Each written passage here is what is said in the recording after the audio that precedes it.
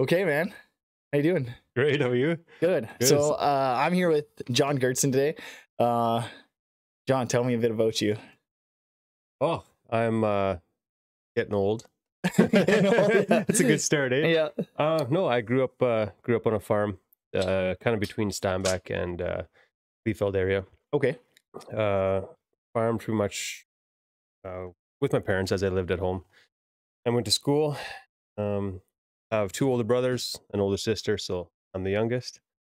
Baby. Me too. Oh, nice. Yeah. Perfect. Not sure what they say about the youngest, but we survive, hey? Isn't it they're the ones who want all the attention? Isn't that right? Yeah, we get babied too, hey? Yeah, yeah. It is what it is. And then we deny it. Yeah, No, exactly. we don't. Yeah. So I grew up on the farm. My dad taught me decent work ethic, I think, in that regard. Right, we built forts in the bushes, not like nowadays when there's more video games and different types of things that could. Yeah. I probably wish back then I could have done it more, but Yeah. yeah, outside a lot. And, What kind of farm did you guys have? Is it like a grain farm? No, it was like, so we ran like a petting zoo type of farm. My parents did. So like all the school kids from around Manitoba went to their farm, and on school tours and stuff, right? That's cool. Yeah. So they'd load up buses, school kids from the city and all over came to their house. And then that was their main one. They actually milked goats for quite a while. Yeah. Really? Yeah. So I helped with that. So that was, Did you ever drink the goat milk? yeah, that's all we drank. Yeah. Really? Yeah. And that's people that are lactose intolerant, right? They could drink it too. Oh, really? I didn't know that, Yeah, actually. different than cow's milk. And the goat's cheese and goat's milk, that's what a lot of people would purchase because if they're lactose intolerant, they could handle it. Okay. Yeah. So that was, I wasn't lactose, but that was what we had on the farm. Yeah. So that, and then sheep, a couple hundred sheep my dad had, and cattle and the whole bit. So we kind of learned a bunch of that difference. So it definitely wasn't like your typical farm, like a typical grain farmer or your combine. No. Did you guys do that as well, or was it more so the animals took up the majority more of the so time? animals. Like my dad would purchase feed for them. Okay. Or he would do a little bit of custom stuff with his own equipment, but not much at all. Nice. So then growing up in Steinbach, at that time, like I'm trying to even think of Steinbach. It's a bit bigger than where we are in Morden, right? Yeah. So I think right now it's got to be 20,000. Okay. So, yeah, it grew quite a bit over the last couple of years. So a bit bigger than Winkler. Okay. And expanded like crazy. Like I said, I haven't been back. I've been back there, right? But I moved here. Cool. Okay. So things change when you move, right? It still feels like home, but growing quite a bit since I was there last. So then I imagine you were like a country kid that would come into town for school and stuff like that. Yeah. So when I was all the way till grade 9, it would be Kleefeld school. So it was like super small. And then grade 9, so we're going for grade 10, then we go to the SRSS back. Okay. And that was obviously quite a bit bigger. How was that? It was good. Yeah, it was good. I was always super social, right? Okay. So school definitely wasn't my gig as far as academics. I didn't enjoy it. I enjoyed being social, hanging out with people. But the school was good as far as that goes. Yeah, I had a good group of friends. So that's cool. So then being country kid, animals and stuff like that, did you have time for hobbies or anything outside of that, or are you kind of working on the farm? And no, growing up, I always wanted to get into something else, something different, right? I wasn't satisfied with just hanging out at home or doing whatever it was. So right at the beginning, I don't know exactly how old it was, my brother and I started lifting weights at home. We started doing different, and it wasn't like we channeled it from any shows or anything like that. I guess it was just something I had in my blood I wanted to do. Yeah, just guys kind of being guys. Messing around. So then we got into Taekwondo, my brother and I. Didn't get too many belts in there, but it was a good experience to build character, right? I always suggest it for individuals growing up now, if it's kids, adults, whatever it is. Yeah. I think that was kind of what led me into, and I'm not sure if it was more of a thing back then, or if it's just because I was into it, but it seemed like that was like the beginner martial art that everyone would start. Not saying it should be just for beginners, but it was one of those things that seemed like a lot of kids kind of went into it. It was accessible. I think that's for our area too. Like, Yeah, my sister had done it, and I didn't make the cut for it. But I remember her kicking my butt a few times coming home Yeah. and doing it. But it seemed like it was accessible, and she really enjoyed it. I remember she got really good at like knuckle push-ups, and she would try kicks on me. One day I walked down into the basement, and she tried one on me and dropped me on the floor. Again, being the youngest and with two sisters, you can't really fight back. Yeah. But you also have to kind of take it. So it was for sure. But it does seem like an accessible, I think so. accessible martial art. Yeah. And I think it's one of those things where with most martial arts, it's so good to build those fundamentals, right? It's so good for kids to learn structure, just like any sport. You have team sports are also great, but as far as it goes for individual sports, and then you add combat sports on top of that, it really drills in that perspective of and showing an individual where they can possibly go within themselves. Yeah, we did taekwondo for a while, and then from taekwondo, I got into actually mountain bike racing. So raced mountain bikes for a couple years. Where would you go for mountain bike racing? Just because, and there was a place out here. I'm not sure exactly where it was that we would always race. And then there was like Falcon. Okay. Falcon had a race. Birds Hill had a race. But it was back when I still couldn't drive, right? So I was like 14, 15. So my parents would come with me, and they weren't, my parents weren't huge supporters of sports. So that was the one time, especially combat sport. That was the one time that they kind of had to bring me, and they did support that because I couldn't get myself. Yeah.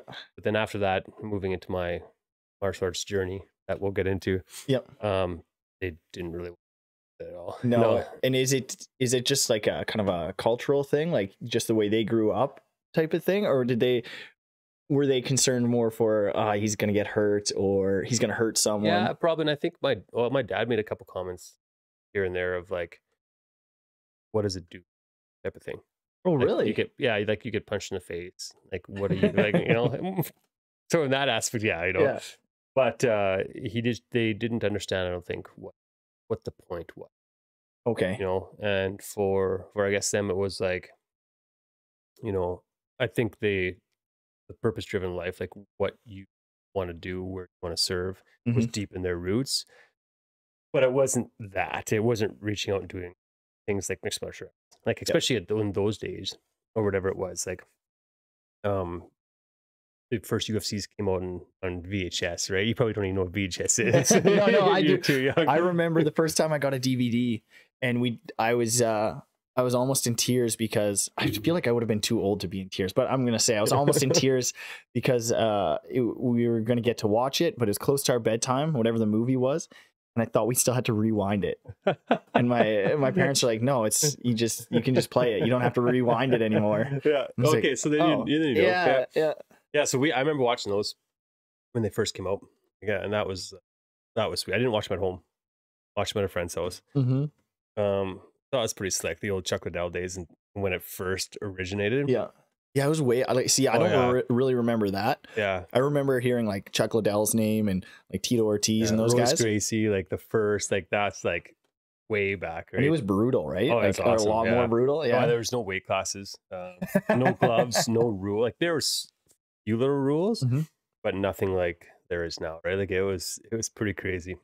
So you watching that, being in Taekwondo, were you in Taekwondo at that time?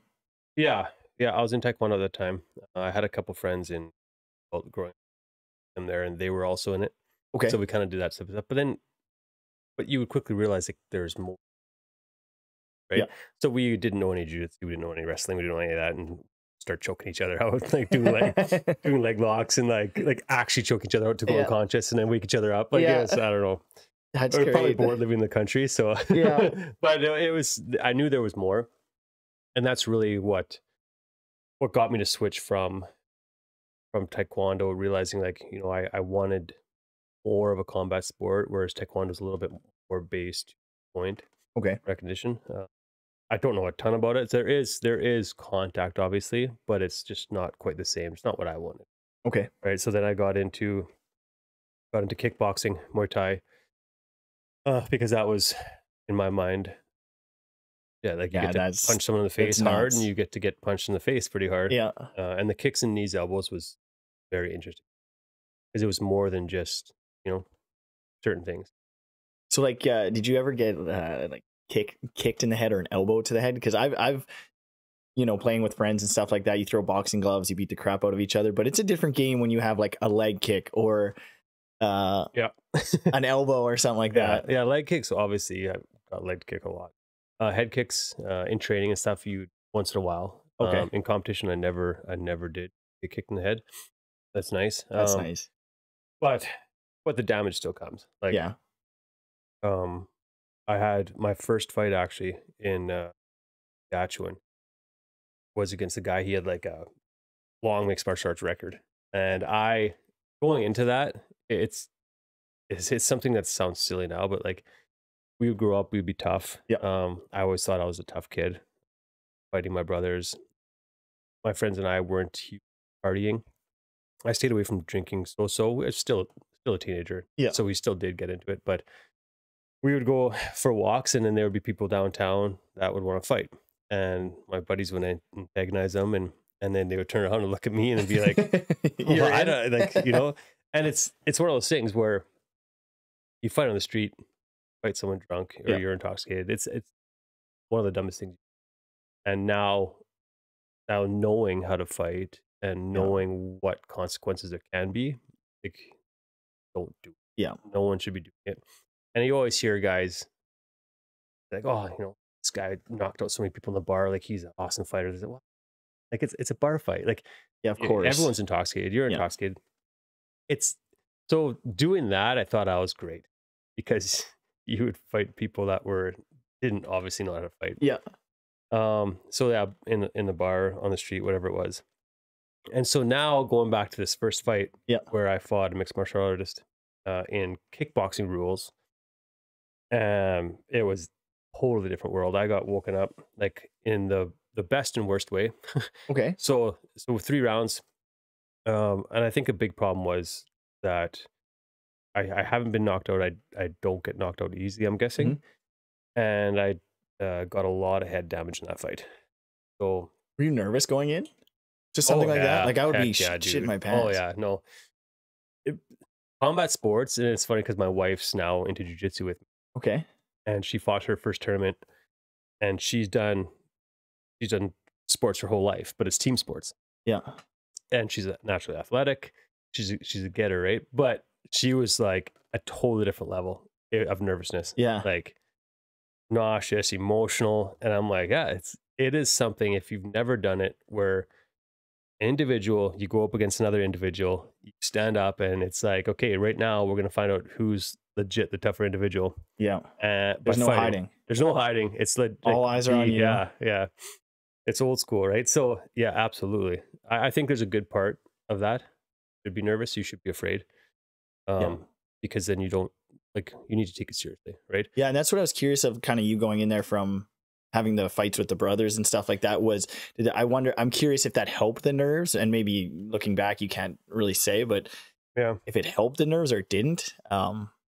I think maybe with that first fight, I wasn't as nervous because I didn't know what I was getting into. If that makes sense. Yeah. Usually when you don't know what you're getting into, not the end of the world. When your mind gets introduced to things that hurt, that are painful, you don't want to go back there. It's actually it's a conscious thing for you to say, I don't want to get into this because I know it hurts. Yeah. And that's where my whole drive is today as well, is doing things purposely that suck. That give you that feeling. Suck. Yeah. That you're bad at, that you feel completely vulnerable at. Got to do it. If you don't do it, you're not growing, in my opinion. Because everyone plays it safe. Yeah. Everyone does the things we're comfortable with. They don't put themselves in that spot. So yeah, I fought all 3 rounds, and he was tough. He was tough. He actually reached out, I would say, a year ago to me, and he's like, "Are you Jon Georzten that I fought so and so and so?" And I'm like, "Ah, man, that's me." He's like, "Holy!" He's like, "You punched the hardest I've ever had," and I'm like, "No, man, you kicked the shit out of me." Yeah. I'm not sure exactly what you're talking about here, but like you rattled me. I thought maybe he was shooting you a message. He's like, "You want to do it again?" Yeah, no, yeah, exactly. Oh, in a different fighting opportunity maybe. But Yeah. anyway, so that was that. I suffered pretty bad brain damage. I'm not damaged as far as like forever, Yeah. but really bad concussion. And back then, there really wasn't much for concussion protocol, especially in amateur sports. Yeah. In professional sports, I'm sure there was a lot more. But I literally fought all 3 rounds, finished. He won by split decision. And I was puking blood. My head, I couldn't, I literally couldn't bend forward. You know, when you have a stuffed up, you bend forward, you Yeah. have a headache. I couldn't shoulder check. I couldn't move anything. They let me sleep right away. There was not like no hospital, no nothing. Yeah. Like it was really bad. Did you go right back into training as well? As fast as I could. So like Ooh. as fast as I physically could. Yeah. Which was like, if you would do it now, especially in a professional league, Yeah. not a chance. Like there was no way. So I would test it by punching the bag. Mm. If I would punch the bag and I could punch the bag 5-10 times without getting a severe headache, Mm-hmm. okay, I can push it a bit further. I can push it a bit further. And actually, yeah, so that took actually quite a while. And then I actually entered into another fight that was going to take place at Steinbach. And I did everything I possibly could, trained hard for it, still had the headaches. And the doctor on the pre-fight examination was like, Said no go. no, he's like, if you're getting those type of headaches still, you're not fighting. Oh, that's kind of good. So that was good. Do you wish you would have still gone, or are you kind of looking back now? Are you like, you know, it was the right thing? I don't know, because I fought after that again. so no, it was a great thing. But when you're young and dumb and you want to do it, Yeah. right? You get around things like that. So I didn't. Someone else stepped in for me. They fought for me. And then I kept training, and I actually got another fight. And I won that fight. That was also in Steinbach, actually, that fight card. So I won that one. And then after that one, my head was hurting again. Even though I won, yeah. And I just said, you know what? There's something to this. Maybe that if my head's this hurt the first Still time, hurt. I'm gonna just take a step back, which sucked because that martial art is incredible. Yeah, it's awesome, and I can train it now. Yeah, I can fight it. Yeah, and even if I get hit in the head, it doesn't hurt. Okay. Nothing like that happens now. With jiu-jitsu, you get hit in the head accidentally fairly often. Yeah. Right. So been blessed and lucky that it doesn't linger around anymore. It hasn't come back. So no. That's good. Yeah. So, but I mean, now that you look back at it, all the research and studies on anxiety, on stress, everything else, it's guys that have head damage. Yeah. It's a scary thing. And I just encourage like any individual coming up in the ranks or whatever you're doing, like take it really seriously. Because if you don't get forced to actually take the proper call, it's dangerous. Absolutely. Yeah, and it can affect a decent chunk of your life, if not your entire life, Absolutely. if you don't take care of it. Yeah, absolutely. It's that stuff has become so much more prevalent in a good way. I think sometimes I wonder. I've heard a few stories just from like you said, the amateur leagues in sports. You're a young guy or a young girl, and your spot on the team is this spot, and this happens, and there's still these protocols, but either you get out there again or someone else is going to get out there and you have your thing. So there's that pressure, but I think it's gotten better. Hey, I think so. And especially when you're talking contracts that like guys in NHL, it's millions of dollars. You're going to do everything you possibly can to get back into it. Right. Yeah. So that's where the pressure even comes. So, yeah. But yeah, so then I did that for a little while, and I finally quit that, and I said, you know, best thing to do. And how old would you have been? There, I probably would have been like, I started maybe when I was 17. Okay. And then I fought and trained for 3 or 4 years. Okay. So I maybe finished training after high school, maybe 2021. Okay. Going to 22 maybe years old. I kind of wrapped that up. Yeah. And that was like, I was working at the time in a hog barn. I did that for like 6 years. So was that a transition after the Muay Thai kind of stuff, or were you basically out of high school, hog barn, and you're doing Muay Thai, like yeah, it was while I was in there. So like the air quality in there was just brutal. killing you. Yeah, it was brutal. So I tried to wear this mask. Didn't really help much. Yeah, it was brutal for your cardio, the pneumonia in the air and stuff, right? Like it was pretty nasty. So And was it pretty labor intensive? Is that kind of job, or is it not too bad that way? no, I wouldn't say so. Some No. people might say so, Yeah, but but didn't as take far away as that- from your training for that No, period. no. Okay. And the thing is too, getting into that is, I made a big mistake. A lot of people say, and then you see it now too. You get into martial arts, you get into kickboxing, you get into wrestling. People stop working out. Oh yeah. This is my thing now. Yeah. They don't realize for injury prevention, for everything, as far as like, I would say the quality of fighter you get if you go out is like an animal, right? Yeah. And you see in the younger categories, and obviously professional fighters are very different. Yeah. But they stop working out. And I'm into jiu-jitsu now, and I do jiu-jitsu 5 times a week. I don't need to go to the gym. And for maybe the average individual that doesn't really compete or care about it, it's fine, because now you're actually doing something where you might not have anything. Yeah. But as far as like flexibility, mobility, speed, strength, it's an absolute must. So when I did kickboxing the first time, Yeah. young, I didn't really understand it.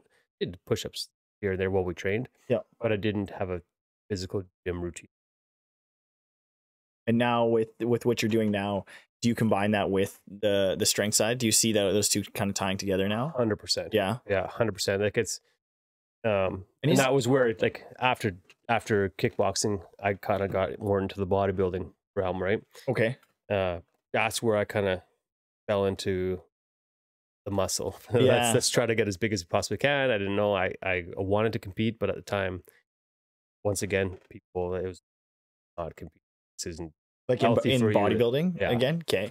Yeah. How was that transition? Like, was it just like going from, because they're quite different. One is like high intensity, high speeds. Okay, we're gonna go a lot of technical aspects that are happening really fast. Yep. Where, at least from my perspective, bodybuilding has intensity and has technique, but it's pretty in controlled environment. Yeah. Where Muay Thai is like controlled chaos. Maybe I don't know. Sure. That's the right way. Yeah, man, absolutely. And the nerve level is completely different. Yeah, I was nervous going on stage for bodybuilding for sure. Yeah. But you're not fighting anyone.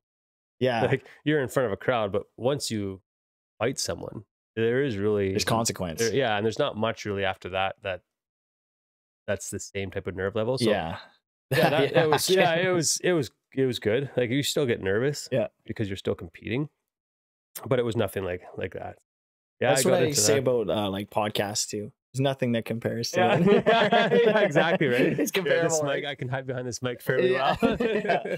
So like that, was it a change to go from, I know lots of people, like I've had people in here that have trained more of a bodybuilding style, and then they were like, hey, I want to try some of the powerlifting side. And they oftentimes really struggle with that transition of, okay, now we got to slow things down. Like we're not concerned about, for you, I imagine it was a slowdown. Like, was it like a pullback of that sweating and energy kind of coming out? Different.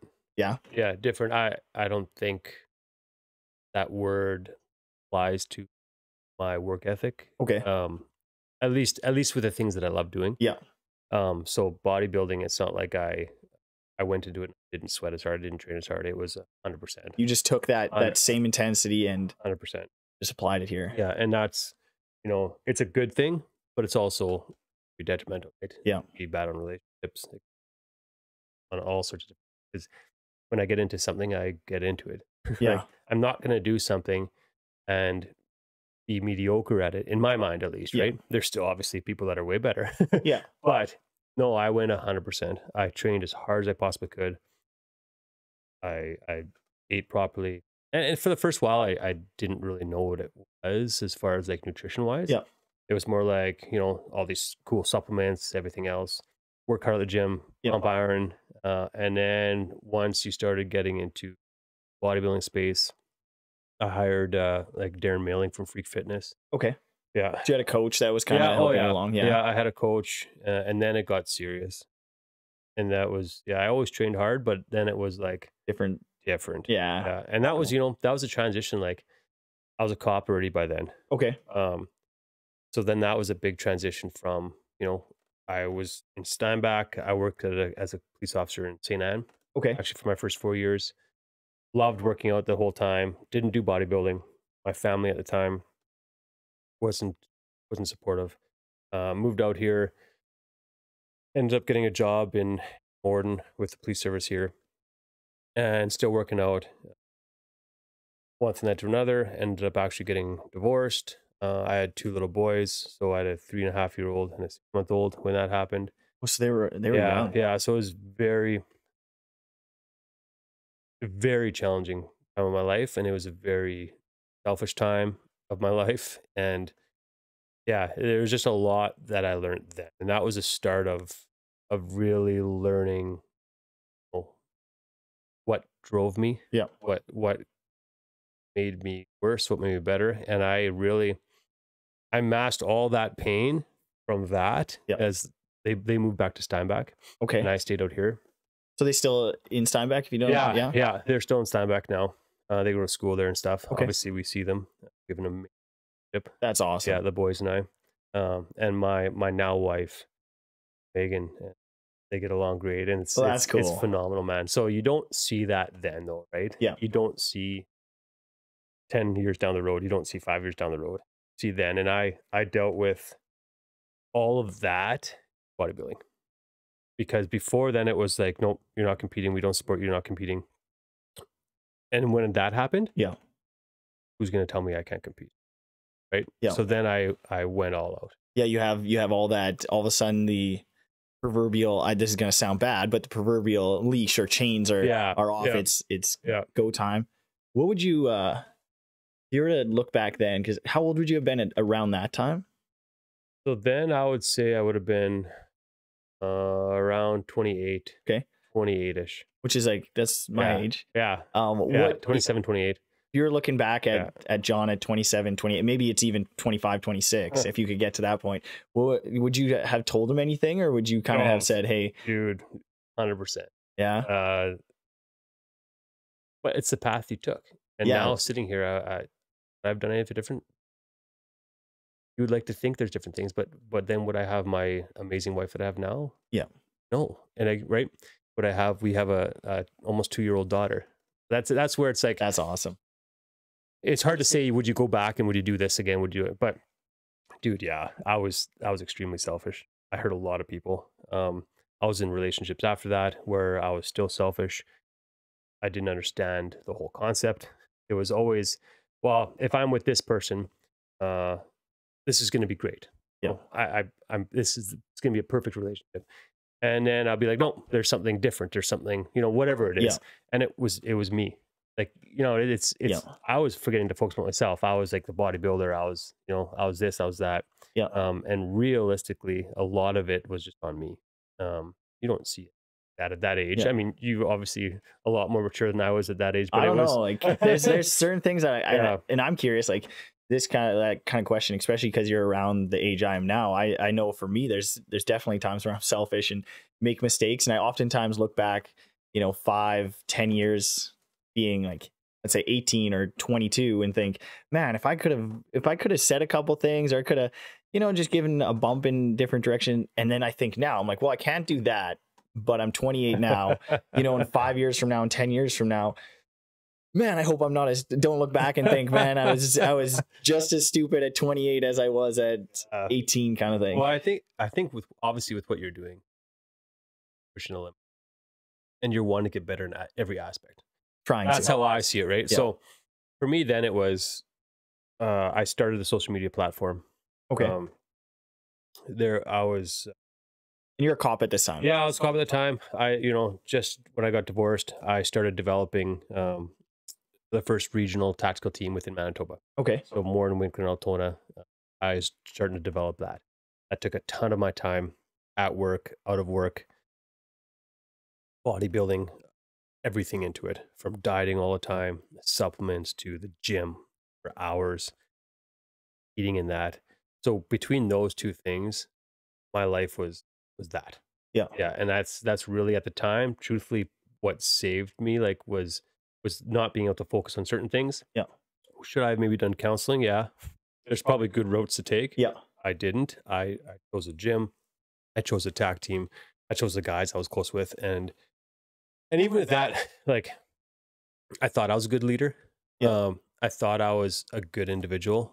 And you see everything once you move on of how, like, still selfish, like, right. It Yeah. was, I only learned, well, to me, the mindset a lot later on.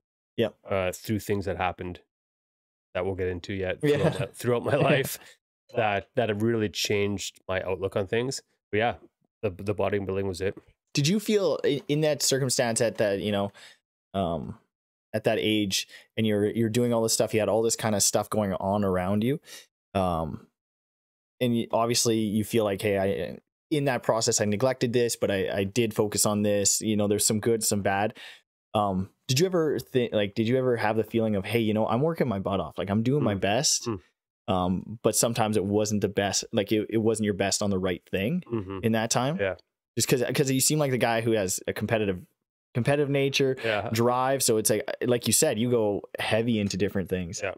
Yeah. Did that ever, like, looking back, are you almost like, oh, I see that drive, I see that focus, I felt like I was doing a lot, or I felt like I was working hard? And I'm kind of asking this from my perspective too, of like the different things going on with stuff like the podcast, the gym. And then all of a sudden you took a step back, and I often wonder that for myself. If I was to look from the outside, is there different areas that I'm not collecting on?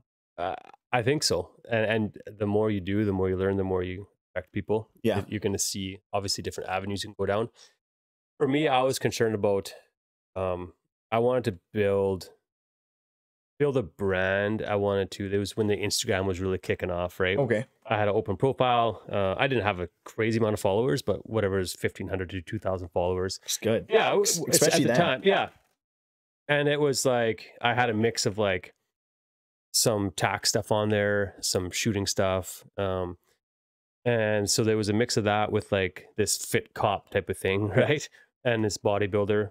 So I was really there was a couple people I had followed in the States that were similar to that. Okay. So I was kind of on that road, open account, everyone could get in there. And I wasn't focusing on what I really focusing on now, is that you want to build the brand for yourself that people love and respect, the real you. Yeah. Then it was basically whatever I can sell. Just, Instagram, Twitter, everything is you want to try to sell something and be motivating when you're a wreck, like, and you're not going to tell the truth. You're not going to, everything looks great.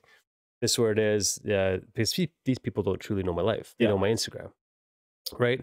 You're almost putting the advertising on the outside of the can. 110%. And that was BS. Yeah. Like, and I only realized that after, when you start saying like, I want to be here with people. Yeah. I would do anything, man.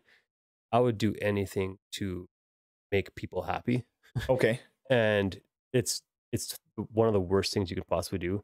What people want to see when you're building your brand now is they want to see you, the real you. They want to see the crap in your life. They want to see, what you're doing right, what you're doing wrong. And too many people, you see everything that sells so well now, all the podcasts, everything else, is that the real guys that say, listen, this is, hey, you know what? I have horrible days. I have absolute horrible days.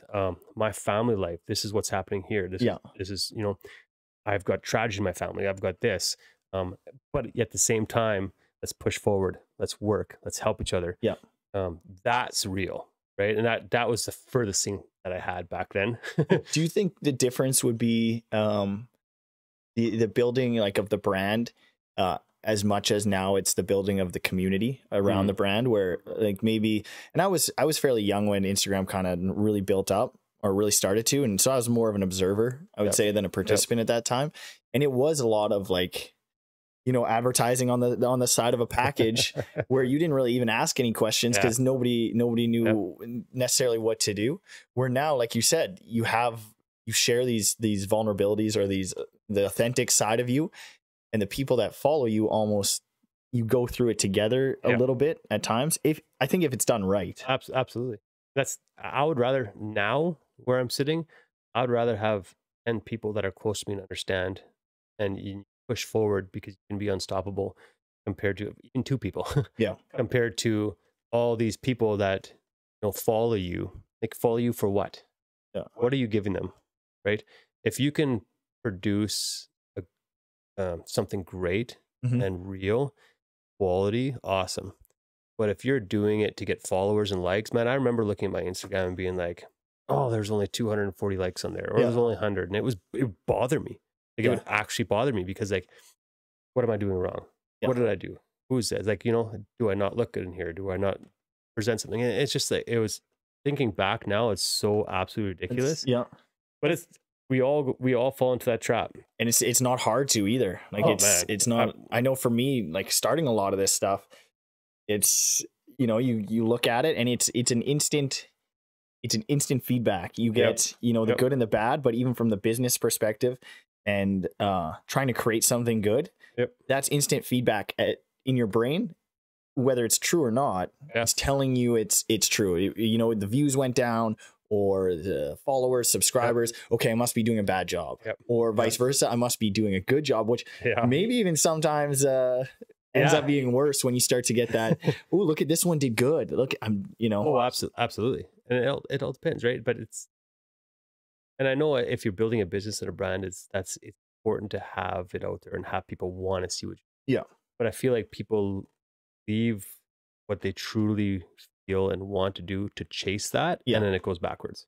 Yes. That's how I'm seeing it now. And that's where if you really don't focus fully on that and you deliver a good product, people will follow you. People will genuinely like it, and you will be blessed with a better product. That's how I see it. And at least they like you for the thing you're about, rather than, or like or dislike. And I've said this to a few people just in kind of conversation. It's like, whether you like me or you dislike me, stressing on the dislike, I'd rather you actually not like the real me, because I can deal with that. I'm like, that's kind of who I am. Goofy, whatever it is. And then if you dislike me for someone who I'm not, that's almost worse. Like, then I have to try and change my fakeness to adjust so you can like me again. Yeah. Why are we adjusting shit for anyone? Yeah. Think about it that way. Why are we changing? If someone doesn't like me, it's me. Why am I changing for you? There's obviously different things within your relationship, home. Yeah. But as far as that goes, if you start bending, folding, and doing different things for other people that you don't know, and it really started to change my point of view. I was saying too, with Instagram, I had bodybuilding on there. I had all my tax stuff on there with policing. And guys started kind of mentioning it. Is like, hey, listen, maybe this isn't the best thing for you to do because of that. Okay. And so that started kind of coming out. And then I had a mentor from a different service, a bigger police service, reached out to me. That was a full-time TAC guy, and expressed some of those concerns. I had phoned him, talked. We were pretty close. We're still close to this day. I look up to him like crazy, and he just talked about, what's your goal? What's your plan? Yeah. We're not going to say that you shouldn't be doing this. But where are you going with it? Yeah. And I really quickly realized that I was almost like a fake, right? I was part of this team. The guys worked hard. We got into some awesome stuff. We had an amazing relationship, but there was dudes out there that were fighting, that were working so much harder, that were getting in shoots. They were getting in officer, all different types of stuff. And they were silent warriors. They would day in and day out train and get after it, 15-hour days, whatever it was. And they wouldn't talk about it. They were in the trenches. They were in the trenches. They wouldn't talk about it. And it really, really affected me. I remember exactly where I was lying. I was lying on my bed. I was talking to him. And it was like, holy shit. Like, I'm a fake. Even though we were doing everything, we were working hard and we were making a difference. Like, I'm showing this off and I'm being that guy where these other guys are legit getting some and not talking about it, Yeah. I I felt horrible. And it really changed from there is where I deleted all my policing stuff off of Instagram. That's tough. Uh Yeah. it, I mean, that phone call and then the follow up to it that. was it was humbling. Yeah. I wouldn't say tough. I felt like a moron, but it's good. Yeah. Like I that changed things. And if it wasn't for that, I would have possibly been living in that, reality for longer. Yeah. If you build that, it's like taking a step in a direction that you don't want. You're almost trapped in that area rather than if you go in the direction you feel like you should actually go, at least you can make adjustments in that if you make mistakes. Or if it's 100%. not who you actually are, well, now you're just stuck in being someone. Yeah. Yeah. And it was hard to hear and it was embarrassing, right? Yeah. That's Who wants to hear that? But it was also coming from this individual, my whole life, it was like someone told me I shouldn't do something. Yeah. And I'm like, watch me, Yeah. watch me. Yeah. Let's go.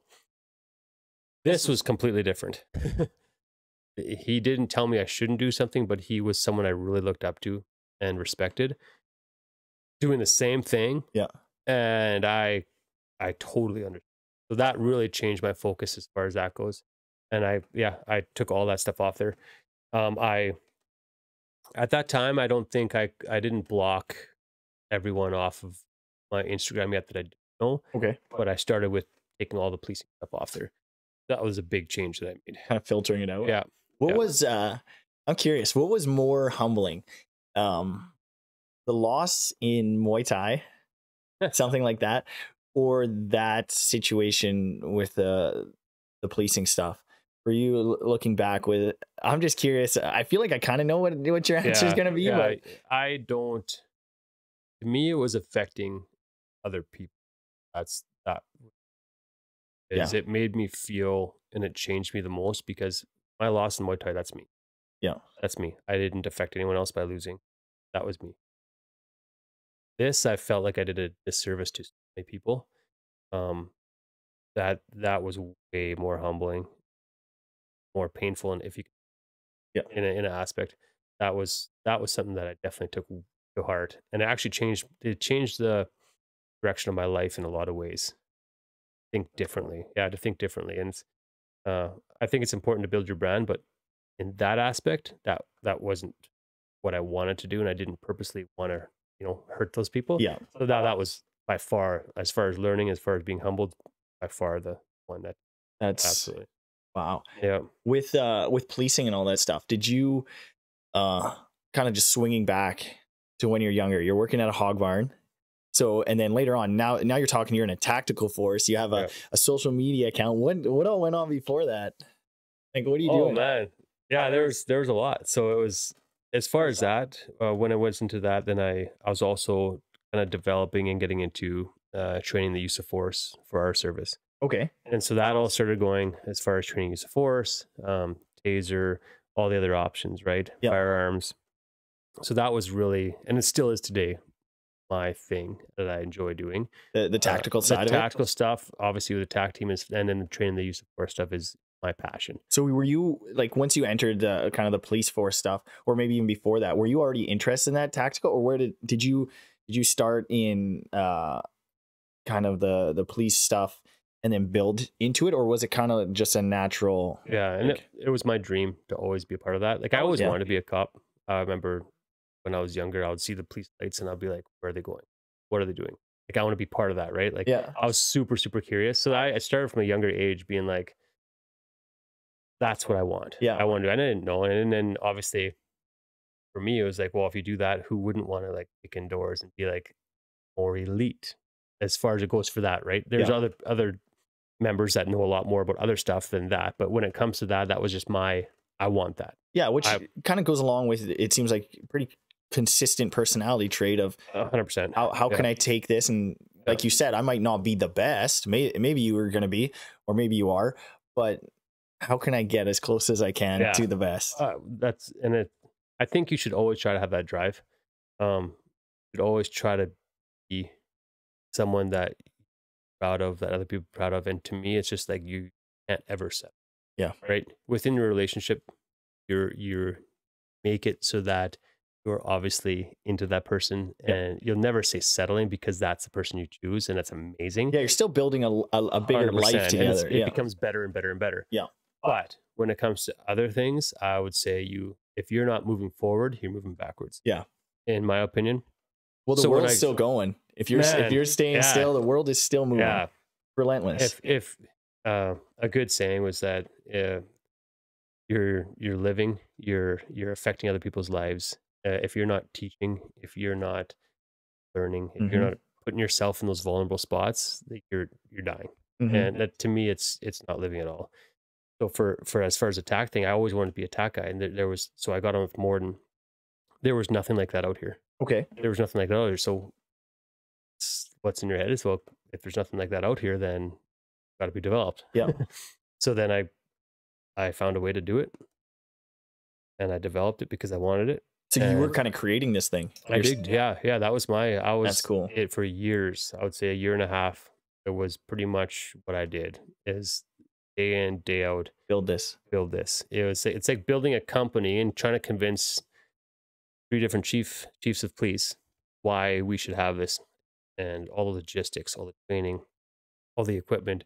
It took a huge part of my life, which is great. It's like building a business. Yeah, like you're literally, it was, and you're selling it, and you're and then you're trying to convince everyone, and then you're getting a whole bunch of different guys to try to be a part of this and try out for the first time and go through all these things. And that's like 9 years ago now. Did you face a decent amount of resistance in that process, or were you able to kind of progress pretty well in it? I feel like I progressed fairly well. Yeah. There was obviously questions. There was a lot of people that it was like, well, this was kind of my idea before, or this is kind of where I was, right? So it's like, you deal with all that stuff. Yeah. It's, whenever you do something that's out of the ordinary, you're going to always have those people that say, well, this is stupid, or this was my idea, or whatever it is, but can't listen to that. You have to push forward and say, this is better for everybody. This is better for all the citizens. This is better for it. And so that was a big part. So then we got into that, and it got developed, and we moved forward. So that was a big part of it. Yeah. So I was pretty excited about that. Did you go to school for policing then? Yeah. So to get into kind of how I started was, I was in that hog barn, right? Yeah. And this is kind of how, I guess, the journey into motivating my life and getting into things that suck was, I remember exactly where I was sitting in the back room. It's like a generator room in the hog barn. And my boss at the time was like, what are you doing? You shouldn't be doing this. You shouldn't be going to chase after your dreams. Yeah.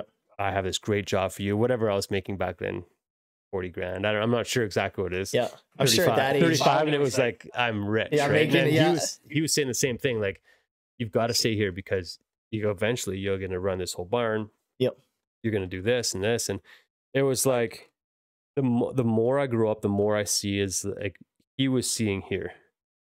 He had his envelope, and he was seeing here, like, this is the ticket.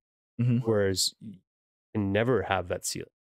In my opinion, you can never have that, well, this is what you're going to do, this is where you're at. Because as soon as you set that, where are you going to go, right? So he was seeing that for me. And I just remember telling him, like, I'm quitting. Like, I'm done. I'm absolutely done. I'm chasing after my dream. And yeah, my family was never really supportive of it. No. They understood. And are you married at this time? Like when you were starting school? Okay. Yeah. No, sorry. No, I was not. Okay. Not when that first started. Okay.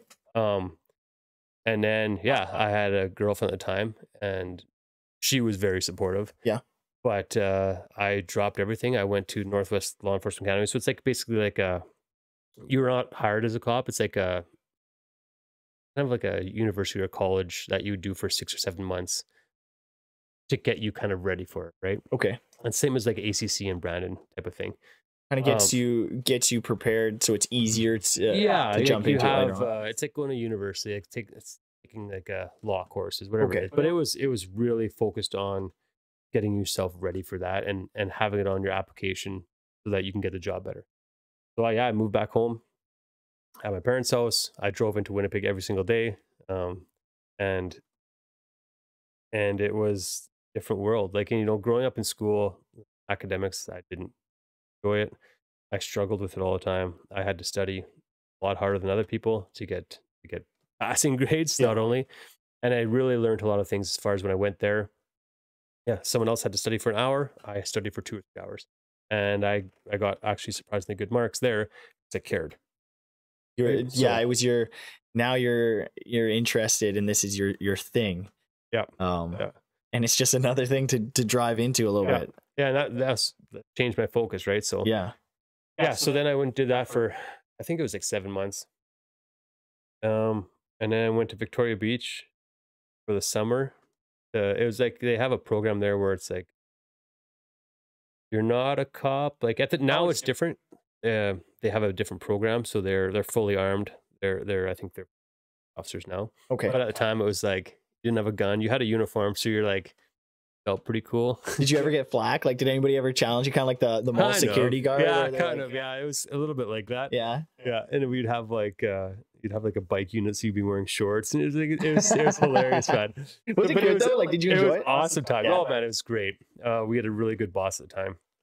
Super good dude. We worked with a bunch of. I actually work with a guy now that I worked with back then. Oh, really? Yeah, yeah. So it's a crazy connection there. That was fun. And then yeah, an opening came up actually in St. Anne, and then I applied for them and got on with them and did 4 years there. And then it was just it was small. Like there wasn't as many calls. I had a buddy that worked, that same guy from Vic Beach. He got a job with Morden. Okay. And so he said, why don't you come up? I did a corn and apple shift actually with him. And it was like, it opened my eyes to a totally different thing. Like I was used to working by myself on call all the time. There was one other member that would maybe come for evening shifts, but there were certain times where it was like you're on call for like extended periods of time as you're working, right? And then I came to Morden, and it was like there was like 9 to 12 cops working one shift, and there was like 40 to 80,000 people within Corn Just Apple. packed. And it's packed, and it was like there was fights, there was these calls, and it was like, oh man, just a small town guy being like, this is cool. This is really cool. Was it a shock? Like, was it a shock of excitement? Like, yeah, okay, yeah, here we go. Now I'm doing like, what this is legit, Yeah. right? Like this is a lot more fun. I can interact with people. Yeah. You go to a call, you're not by yourself. Learned a lot of that. So yeah, then I was like, when they had an opening and I wanted it, and I applied and got in. So that was like 11 years ago, just over 11 years ago. Was it hard being a social person in that original police position? Was it hard? Like you're saying you're a social guy, and you're building a team with the tactical force later on in your career, all that stuff. Obviously, yeah, you enjoy being around people, but for that first little bit, was it tough to kind of do that job by yourself? Yeah, well, I think everyone should do it. Yeah. Like there's a lot of people obviously that don't. You get on with a bigger service, you'll never work by yourself. Yeah. It taught me so much. It taught me how, even though I thought I was tough, it taught me how to use my words. Okay. There were so many times I was by myself. I would go to a fight, and there was a couple guys, 3 or 4 guys that, you could have said something that they would have turned on you and wanted to fight you. You have to learn how to talk. Yeah, and you can be as tough as you want. It doesn't matter. Yeah, so you use your words, and it actually taught me a lot. Moving into this spot now is you don't want to fight. You don't want to be able to go home without fighting. Yeah. You want to be like, if I want to fight, I'll competition. Yeah. Like I'll go into a competition and I can test myself. I don't need to test myself against someone that there's no rule as far as like weapons, knives, guns. And when you have confidence, you don't need to go that anymore. Yeah. You'll see a lot more where guys wouldn't have that confidence, or they might not know, they're gonna amp it up like crazy, and then who knows what you're gonna get into, right? So to me, the more I learned how to fight out of policing, the less I wanted to do it. Sounds weird, but that's kind of how it worked. Probably, yeah. It's probably understanding the consequences. I'm gonna guess there's consequences to it too, especially having a family, having kids. It's like, and who knows, the person who maybe is having a bad night that night is he or she might have family and kids, and sure, from a police officer's perspective, you're like, hey, I want you to go home. Okay. I want to get home. Okay. 100%. But I also want, this is a bad night. I don't know you outside of this. This is a bad night. Let's get this cleaned up in a clean way. I imagine. Absolutely. That's the best way to do it all the time. Right. Yeah. So I did that. And So you came to 10, Morden 11 years. and you're Came to excited. Morden. You're Yeah, like, I'd been to Morden like maybe once or twice, just driving through. Like I remember the McDonald's because we'd go to the ski hill, right? yeah. And then we'd go and get McDonald's on the way back. But other than that, I had no idea. I had no clue what it was about. It was good. Yeah, I loved it. And I thought maybe it was the beach. Oh, yeah, you're like the boardwalk. Yeah, I heard It's they have a lovely. spectacular beach. Yeah, or the hill. It had a hill. Yeah, So that's that's good. cool. Steinbach didn't have a hill. Yeah. So. But they got car dealership. Yeah, exactly, right? Yeah, so that was good. And yeah, I think going into the journey of bodybuilding, that was a fun part of it. Yeah. So you're a police officer. You're doing bodybuilding at that time. Yeah. And then are you from bodybuilding? Being a police officer, was that a complexity, or how did you manage that? And like, yeah, it was good and it was bad. Like, yeah. Like I said, my social media recognized me, the bodybuilder. Yeah, and that's where I knew you from. The like cop that was bodybuilding, or you'd have people yell like, "Oh, hey!" Yeah. So it was a feel good thing, but it was whatever. It fake to a point, right? But it was. I did novices. I got first place in that. Pushed. Did provincials. I actually competed at novices at like 180 or 198 pounds. Okay. On stage, and then when I did provincials, I competed at like 222 pounds on stage.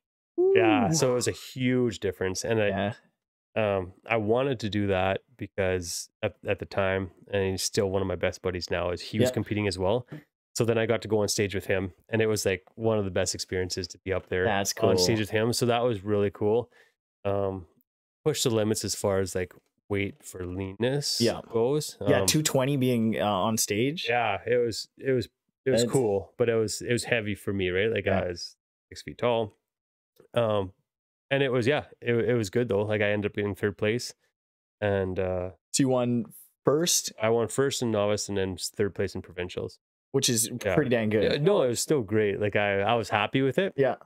But yeah, that was still want to be first. I still obviously like that was a big thing. But so that was the last. Did you beat your buddy? Yeah, you did. Yeah. So that was kind of bittersweet because I was like, I'm gonna go with you, and then I ended up beating him. So it's like, oh shoot! But has he sent you an Instagram message saying? Yeah. So we're super close. We talk like almost every other day. Oh, that's cool. Through Instagram and stuff. So no, that didn't change a thing. That's cool. It was still definitely worth it and really neat to see kind of where that went. He's a big freak. Like yeah, he'll outlift me all day long, right? Like there's no question there. So that's cool. So then with bodybuilding stuff, obviously now with jiu-jitsu, you've kind of transitioned, I feel like, again. Like, are you still doing bodybuilding stuff, or what are you doing now in terms of fitness stuff? Yeah, I definitely changed. It was all into kind of building my mental strength and building a person that I wanted to be compared to building something I wanted I was. Mm-hmm. I would always walk around the gym and be like, oh, CrossFit. Like, like power lifters, whatever. Yeah. And then you would always, how you make fun of different groups. Like it came to realization, whereas these people, as long as they're there for the right reason, they're killing it. Doesn't matter. There's CrossFit guys out there that will destroy me in work. Yeah. Right? There's powerlifters that will obviously just bodybuilders. It doesn't matter what you're in. It's the fact that you're in it. You're doing something. Fitness. You're doing something. You're making yourself better. So that was where I started slowly realizing that, like, hey, listen, if I add these workouts, I'll be better for that. I'll be better for that. And I started running obviously a lot more. Because when you're bodybuilding, you don't want to run. Yeah. Right? It was a lot more of like diet, cardio, as far as like walking, different things like that. And then I completely changed after that. Now my workouts are really based around a lot of the problem with bodybuilding was that you do a ton of push pull, right? You do a ton of push pull. That's basically working your muscles, the push pull thing. You want those big muscles, and you don't do a ton of tendon, don't do a ton of like ligament work and like small muscle tissue stuff. And that actually really hurt me as far as that goes, because everything else was weak. yeah, you had this. Yeah, it's a lot of. I mean, it's a lot of the same movements, and it's a lot of one direction. Like one direction, depending on which direction the force is going. Yeah, it's just either it's resisting this way or it's resisting that way. Absolutely. I mean, with legs, it's kind of the same thing. It's 100%. So now, yeah. So now I would do like non-sexy workouts compared to what it, like, you know, I remember I would like live for the pre-workout pump. Yeah. You'd go there, you would train hard, but it was like the high intensity cardio thing to me, that's what's painful. Yeah. That's what sucks. Like there's nothing really worse than that when your lungs are dying, your muscles are dying. You have to push forward.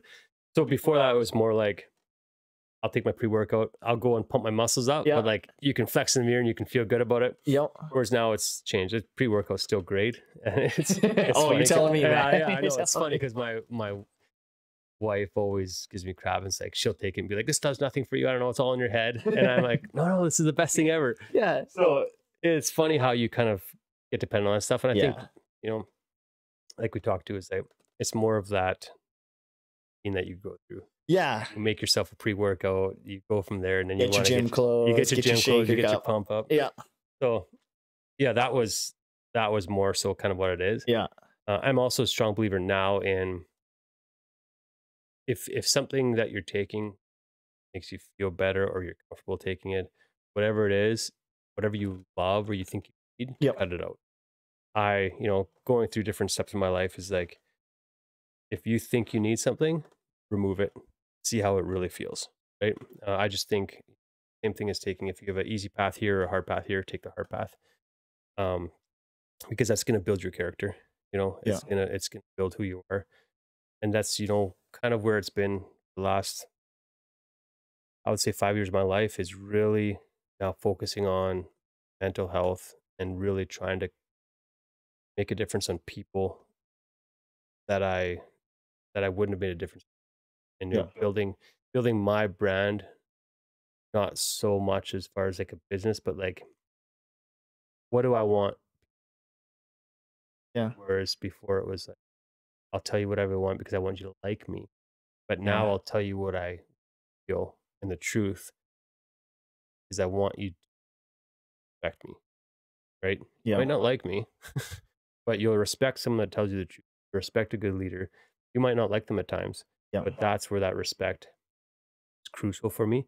So I really focus on that, and it's brought me into a lot of different avenues. My buddy challenged me about 2 years. Yeah, I'd say challenged me to this ultra marathon, and I was not a runner. Like, I was not a runner at all. I would do some running. I'm sweating just thinking about it. I would do some running, but I was definitely not. I had never done a half marathon. I'd never done a marathon. And he's like, "Hey, we should do this 50K race." Like, and it's not just it's not on the highway. Like, it was at Birds Hill, not Birds Hill, Spruce Woods. Yeah. And it was like, Spruce Woods is sandy and hilly, and it was just a disaster. So he's like, "Let's do this." I'm like, "Yep, let's do it. Let's challenge ourselves." I'm all in. How long did you train for this? Oh man, that's a very good question. 2 or 3 months. So actually, maybe? Not in the big scope of thing. Actually, not that long. Not that long, because the race was in. The race was in like in May, I think. Okay. Yeah, so like it was like kind of wintertime right now, basically. And he's like, "Hey, let's do this." I'm like, "Yep, let's do it." So then I started training, and I remember like a couple of times, like it was a lot of times I would run from Morton to Winkler. Not a big deal, like 8-9 miles. And yeah, for me, like for a lot of people out there that, you know, people that might be listening, be like, "Well, I'm a long distance. That's not a big deal." Yeah. But for someone that didn't long distance run, it was different, right? I was gonna say, thankfully, you're not talking to one right now. Yeah, so that's a big deal. Exactly. But then I remember on like one of my last ones, she would, my wife would drop me off at like Darlingford. So she dropped me off at Darlingford, and it was, I think it ended up being like 19 miles. So from like not running half a marathon, not anything, I was like, that was pretty good. So that's very so good. I did that one for basically my last training session. It took a couple hours, but then and this is why I think it's so important for put themselves in these situations where they won't find these stories anywhere else. So I'm hauling along. I bet you it's it's probably the halfway mark. I bet you it's at like 15, maybe 15 miles. And I think I'm trucking pretty good. My buddy's still in the mix somewhere. And this old guy, he's probably 60, 70 years old, comes jogging up beside me at like no effort at all. He comes and he's talking to me, and he's telling me these stories. And he tells me this story that it blew my mind, and it still makes me go like, man, I am so useless in a lot of different ways. Like I thought I was cool. I'm doing this ultra marathon, and this old dude comes up to me. He jogs beside me for, I would say, maybe 2 to 3 miles, and just talks to me the whole time. Tells me a story. He's missing all of his toes. Like, he's literally missing all of his toes. And you're dying at this time. Oh, like, man, exhaustion. it's brutal. It's like, what am I doing here? Yeah. But it was nice talking to him. And you won't get that experience anywhere else. So he's telling me this story. He's missing all his toes because he went to a 150-mile bike race in Antarctica. And yeah, and he froze his toes off. He's a different kind of crazy. And he finished the race. He froze his toes off. He finished the race. And yeah, he finishes telling me that story, and I'm like, what am I doing here? Like, what? Like, am I supposed to be here? What? And then he just says, all right, have a good day, see you later. And he beetles off, like, gone. And I'm left there going like, this is legit. Like, this guy's legit. He sees so much purpose in this that he's lost all of his toes, and he can still outrun me like nothing. His mind, everything else. And that's when I started seeing too, like, man, these challenges, mind over matter, putting yourself in these spots is like, it's life-changing. It's life-changing. Yeah. And I think people would have I think there's two different ways to go about receiving experience like that too. I think there's some people who would be like, wow, this guy, he's a different level, you know, I'm tired, sucks. What am I doing? I'm gonna start walking, you know, why am I doing this? And then there's the other perspective of, wow, I thought I was working my butt off. Look at this guy. Okay, time to keep going. Crazy. Like, I think there's two different ways, and I think some people think there's two different kinds of people. And maybe you can speak to this, but there's two different types of people. There's a person who does that, or there's a person who goes the other way. And I don't necessarily think there is. I think there's people have different perspectives, and it's allowing yourself to say, that's a person and I'm a person. Yep. Right now, this guy's just a little crazier than me, but I can get there. 100%. Yeah. And we all have it in us. Yeah. It's just how vulnerable are you willing to feel? Yeah. To me, it's when you think you know everything, you're doing the wrong thing, right? When you think you know everything, you're doing the wrong thing.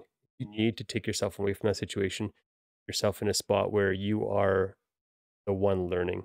You're the rookie, because that doesn't matter what age it is. You put yourself in that spot, you are humbled, and you go, man, I'm not so great. I'm not so good. And it brings you down to that level. And then if you can get decent at that craft, go on to something different, you know? If it's from ultra marathons, if it's from, my wife and I did the 75 hard challenge together. And speaking of warrior, that chick, like, I thought it was tough. Yeah. It's a mental health challenge for people that don't know. It's for 75 days through Andy Frisella's program. And she did it with a 5-month-old baby. Like, literally all the outside runs, all the inside workouts. There's 2 workouts a day. Yep. All the dieting. There's reading in there, right? There's 10 pages a day minimum reading, 4 liters of water, selfie picture every day. Like, there's there's a set of circumstances and program that you have to follow. Yeah. And she did it with a 5-month-old, and she not into fitness like I was, or she's not, like, she's in good shape. She's actually a police officer in Winkler as well. But like, she crushed it.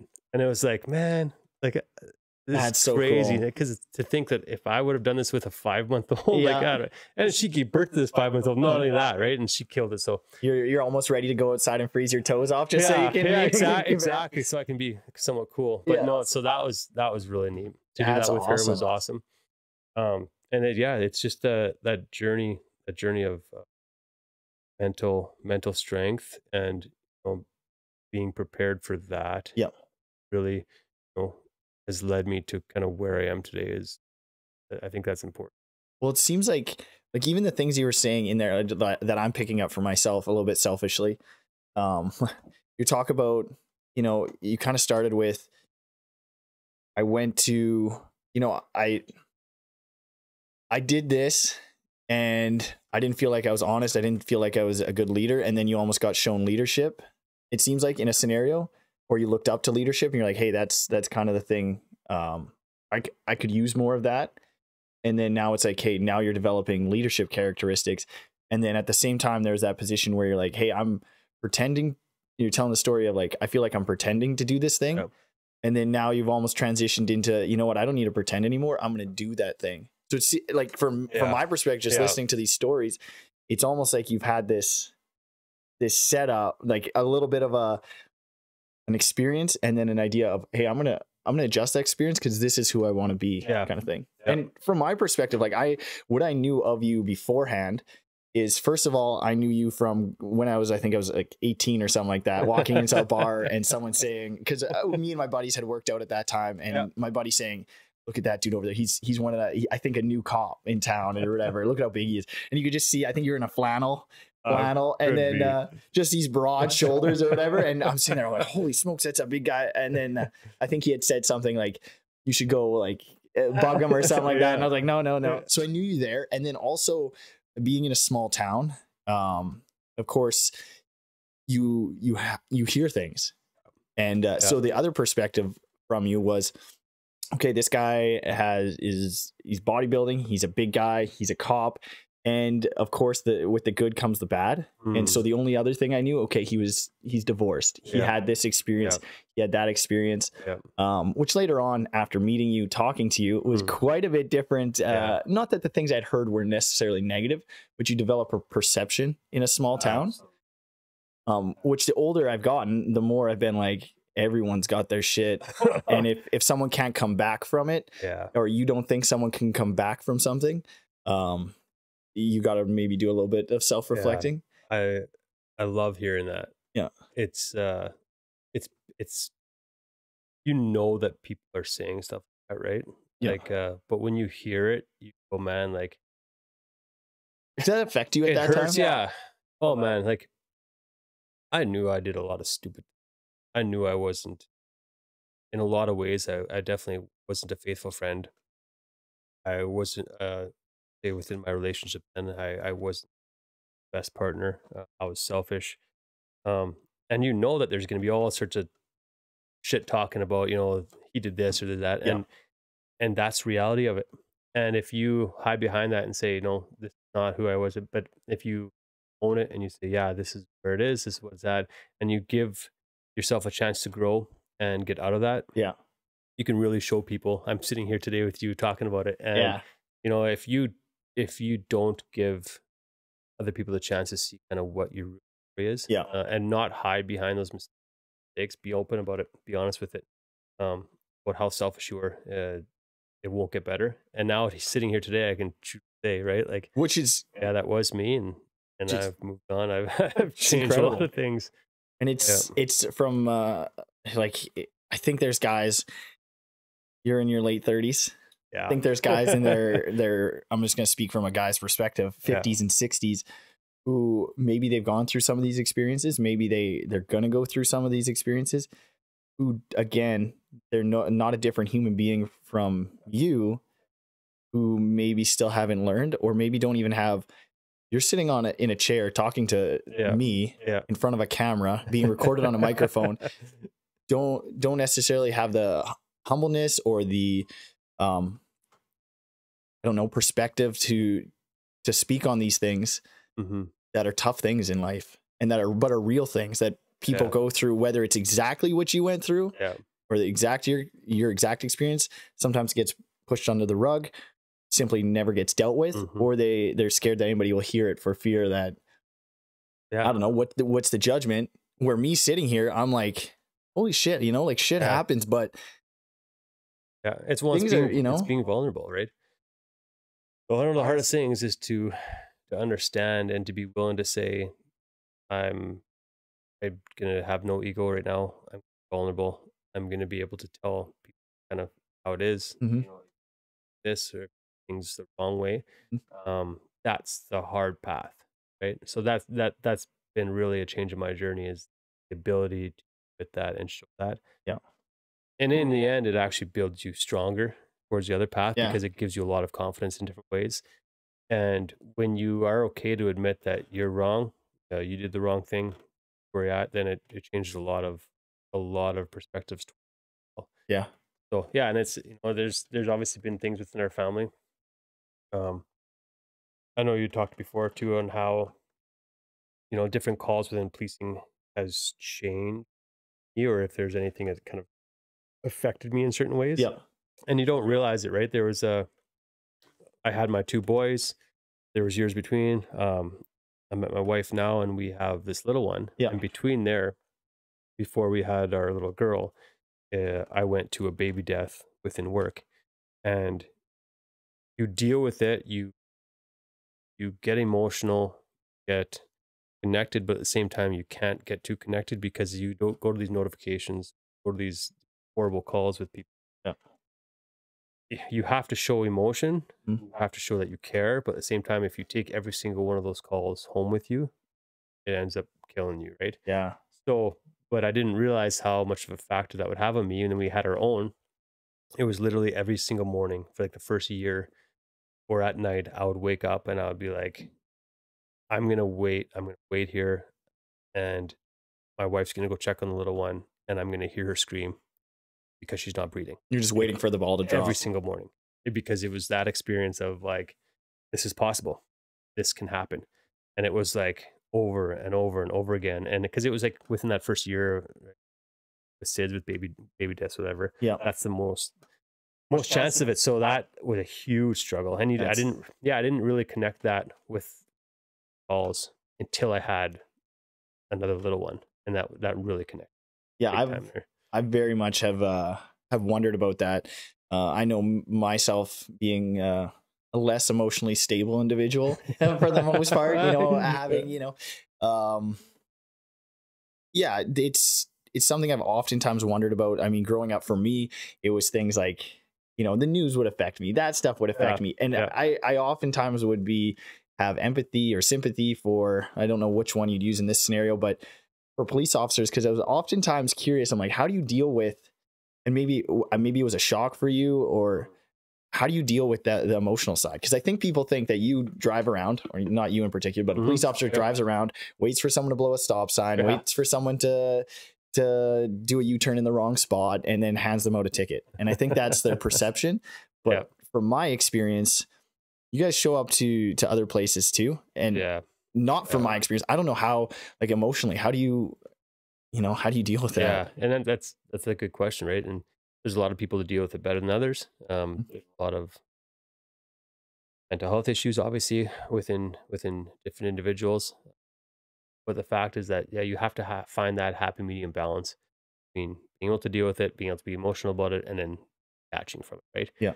If you detach too much, there can be other problems. And if you get too emotional, then that can be other avenues as far as mental health too, right? So I don't know. For me, it was easier to detach before, like, so my brother lost two of his daughters 2021 in a car accident, right? So that day I was actually at work that day, and I'll never ever get this out of my head. So basically, when you go do a notification, shared your experience with that as well. Yeah. When you do a notification, it's one of the worst things you can possibly do. Because no matter what, you don't know what they're going through. You try to put yourself there. Yeah. And you want to show them, but you don't know what it is. And then tell someone their loved ones passed away straight to their face is one of the worst things in the world. And so now I'm at work as a police officer, and my brother Dwayne calls me once. I'm talking to a coworker at the time, and he called me once, and I ignore it. My brothers don't call me very often. I don't call my brothers very often. He calls me again, and I pick up, and Wayne's voice is completely different. John, Sophie and Acacia, accident, paused. He's like, and they're both dead. Oof. And my life from that point completely changed. To hear my brothers say that about his girls was something that just that loop, those exact words, the exact loop of those words, the phone call to seeing his name on my phone, Yeah. to going through it and to hearing that, it's just something you can never take out of your mind. And that crushed me at the time. And it was pain for me as far as like emotions when you're there, but you're him. I couldn't even like when you have kids, you're gonna start understanding the difference of that is like Well, even nieces, from my perspective, yeah, like you're talking a story about nieces. I have 3 nieces, and even to think of it, you know, they're not my kids, yeah, yeah, but I can only imagine like how old would they have been? yeah. So 17, 15. They're young. Yeah, so they're young, right? So it's that was that to hear his pain, and he was on the scene. He was on the scene of this accident, right? Was he involved in it as No, well? no. So they were on their way to their sister's wedding shower. Actually, Okay. at my sister's house, they were on their way, Sanford, 75 highway there. And he would him and his wife were also when they were in separate. He was on his motorbike, went. Um, he actually passed the scene before and filled up at the Flying J there, filled up gas and gone, and tried texting her daughter. Then that was an accident.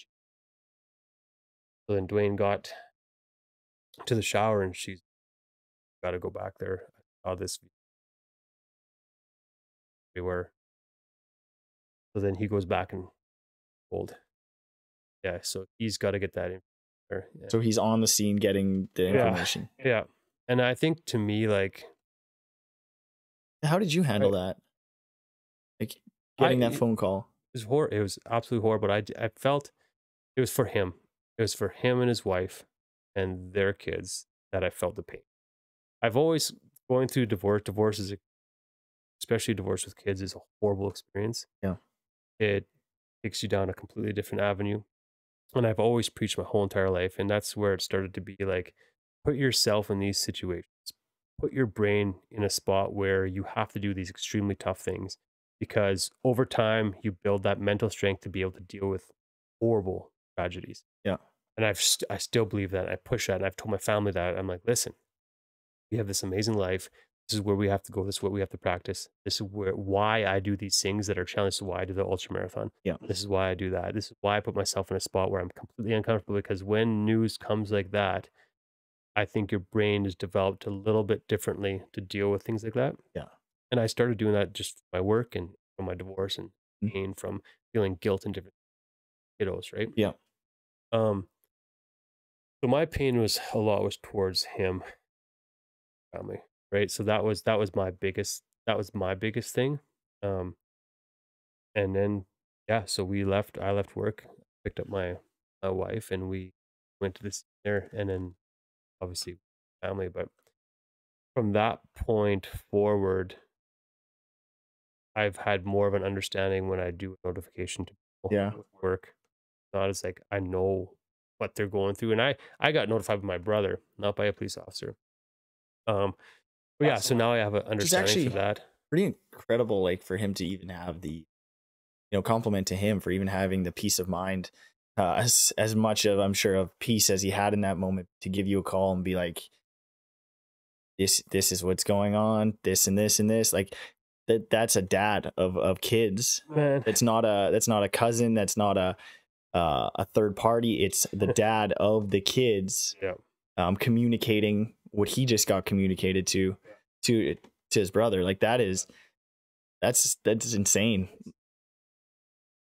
I can't say enough good things.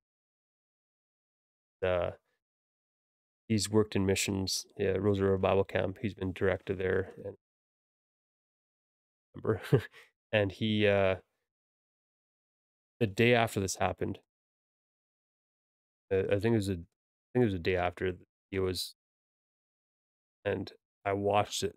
Words he said whereas don't waste your Hmm. don't waste your days. Okay, so he wasn't meaning it in the sense of don't say sorry to me, don't feel bad for me. He was saying it in the way of, hey, they you know, this was cut short over here, don't waste it. We're sitting here and I do the same thing. I worry about stupid things, about trying to make people happy in a different way where it might hurt them actually. Whereas that's not what it's about, right? Don't waste your breath on things that don't matter. We get so upset about things that really in this world are not a big deal, right? Yeah. To me, it's really focused my journey on control of my emotions, able to see, talk to someone, and really tell them what I feel, how I feel. You know, we've all been in a situation where you're driving along and someone cuts you off, react, or someone says something to you you don't like, you react, right? To be able to stop for a second and say, okay, this person cuts me off or this person does it, show that ultimate control and say, it's fine. I'm going to deal with it this specific way instead of showing a reaction. You get in an argument with a coworker, anything else like that. The most powerful thing to me is be able to control your emotions and actually dictate what you're going to say. To me is a real change in my journey. How seeing that through him is that every single encounter you have with someone, I could leave here right now. This is the last time I ever see you. Yeah. Right. Every single time you say something to someone, is that the last thing they hear from you? If it's a gym interaction, if it's work interaction, if it's your spouse, after remember, this could be the last thing I ever say. What have I done to leave a legacy in this world? Yeah. And will my family, will my kids be proud of it when they talk about me? It's not going to be a podcast. This podcast is an amazing thing. And I hope it grows to wherever it wants to go. But in the end, it's Ellie. What did he share? Who did he influence? And in what way? That's the real. Yeah, that's way bigger than the individual. It's that's, man, and it's true. And one thing from like, I've, you know, a little bit of my story, like sister passing away when I was younger. And I give you guys credit in terms of that kind of stuff. I know selfishly, going through that situation, I remember the police showing up at that situation and being there and kind of going through that experience. And I remember the police being there and thinking to myself, I hope they remember this, you know, and selfishly, you know, you're sitting there, you're thinking, you see this person, you're in your sadness, you're in your sorrow, and seeing this, and the experience was great with the people around that were helping. But there's a side of you that's like, I hope they don't forget this, kind of selfishly. Which I imagine, you know, you have your own experience to fight through, and then now you're also showing up to these other experiences with this perspective of what you've gone through. That, like, that must, I can only imagine what that feels like. It's, I mean, it's helped me, but it doesn't, I don't think anything will make it better or worse, right? Because tell people that everyone's reactions are different. People that want to fight you, there's people that want to hug you, there's people that don't believe it, but it's all different, and it's all just in concept of how they're going to react to it. So it has definitely changed my whole life. That's, how old were you when that happened? Man, I remember where I was. I'm trying to think of the age wise. So I was at the gym, working out with you know him, Kurt Miller. So you were older already. So I must have been I must have been 20 maybe. Oh man, it was early 20s. And I remember we were squatting, and I got a phone call, and I think it was my mom or my auntie, and I hardly remember. And they're just like, your sister passed away. It was in the evening, and I'm just like, what? Like, your sister passed away. They didn't say come home. They didn't say anything. It's just kind of, that was it. I think, I don't know if I gave him the chance to. I hung up the phone, grabbed my stuff, hopped in the car, drove home. And I remember I got there, and I got there, and things were going on. The police were already there.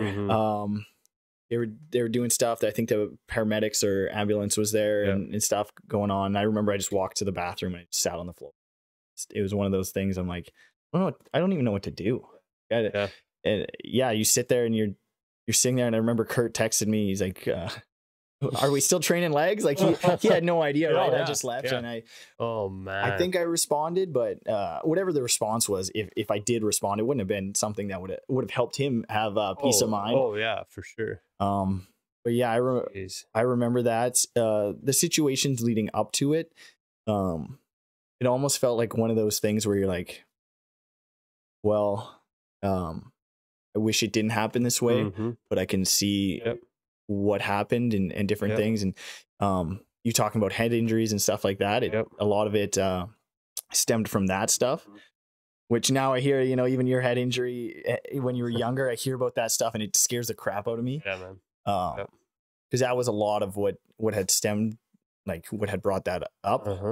But it was like that bittersweet feeling of, a lot different than your brother's experience. Similar, you're losing someone, but it's that bittersweet feeling of like, this person is struggling. They're fighting every day. They're trying. They're not always being the best person like that they are. And then almost that fight comes to an end, and you're like, it kills me a little bit inside. At that time, I felt like, okay, at least she doesn't have to fight anymore. At least, whatever she's fighting, she doesn't have to. Now looking back on it, I don't think that so much. I wish there was, like your story, there's redemption. I don't think anybody's done. You're struggling, but you're not done. You're not out. You're still here. Absolutely. Like looking back at that time, I was just like, oh, she's, that classic, the peace. Like, well, it didn't have to be if that brings comfort at the time too, right? Yeah. And it's but there's redemption in every story if you allow for it. In this situation, then there isn't. So that's what kind of eats me up inside. Is and she was very good at different things. She was naturally good, naturally smart, naturally talented at sports, which me and my other sister aren't so much. I'm not the smartest guy and not the most gifted in sports and stuff. I have to work really hard for those different things, which I don't mind anymore. But back then it was almost like the feeling of like, oh man, it's almost like the wrong one is gone. Not that I want my other sister to be gone. That'd be terrible. But there's a feeling inside, hey, this person had all the potential from a little brother's perspective, looking up, and you're like, dang, why is that hard potential? To understand that, right? That's especially. Yeah, well, thanks for sharing that. That's didn't expect me to ask you the question there. Hey, man. I almost cried during your story, and now I almost cried during my story. Jeez. But I think it's to go through these things, dude. I appreciate you being honest with it. It shows too what's important. It gives you drive. Oh yeah. Like if you can't refocus on that and say, okay, this is the end of the chapter here. Now, what can I do to lead up that legacy? What can I make a change to go down this path? Where can I make it more challenging that I can get to I can conquer that. Right? I can make this life worth the breath. Exactly.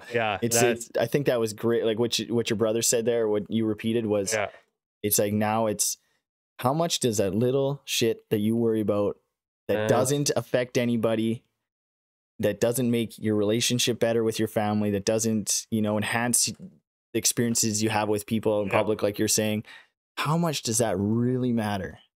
It's crazy. We all work in different environments, but I can go to work and there can be a couple negative people, even one negative person, and within hours you can slip into that.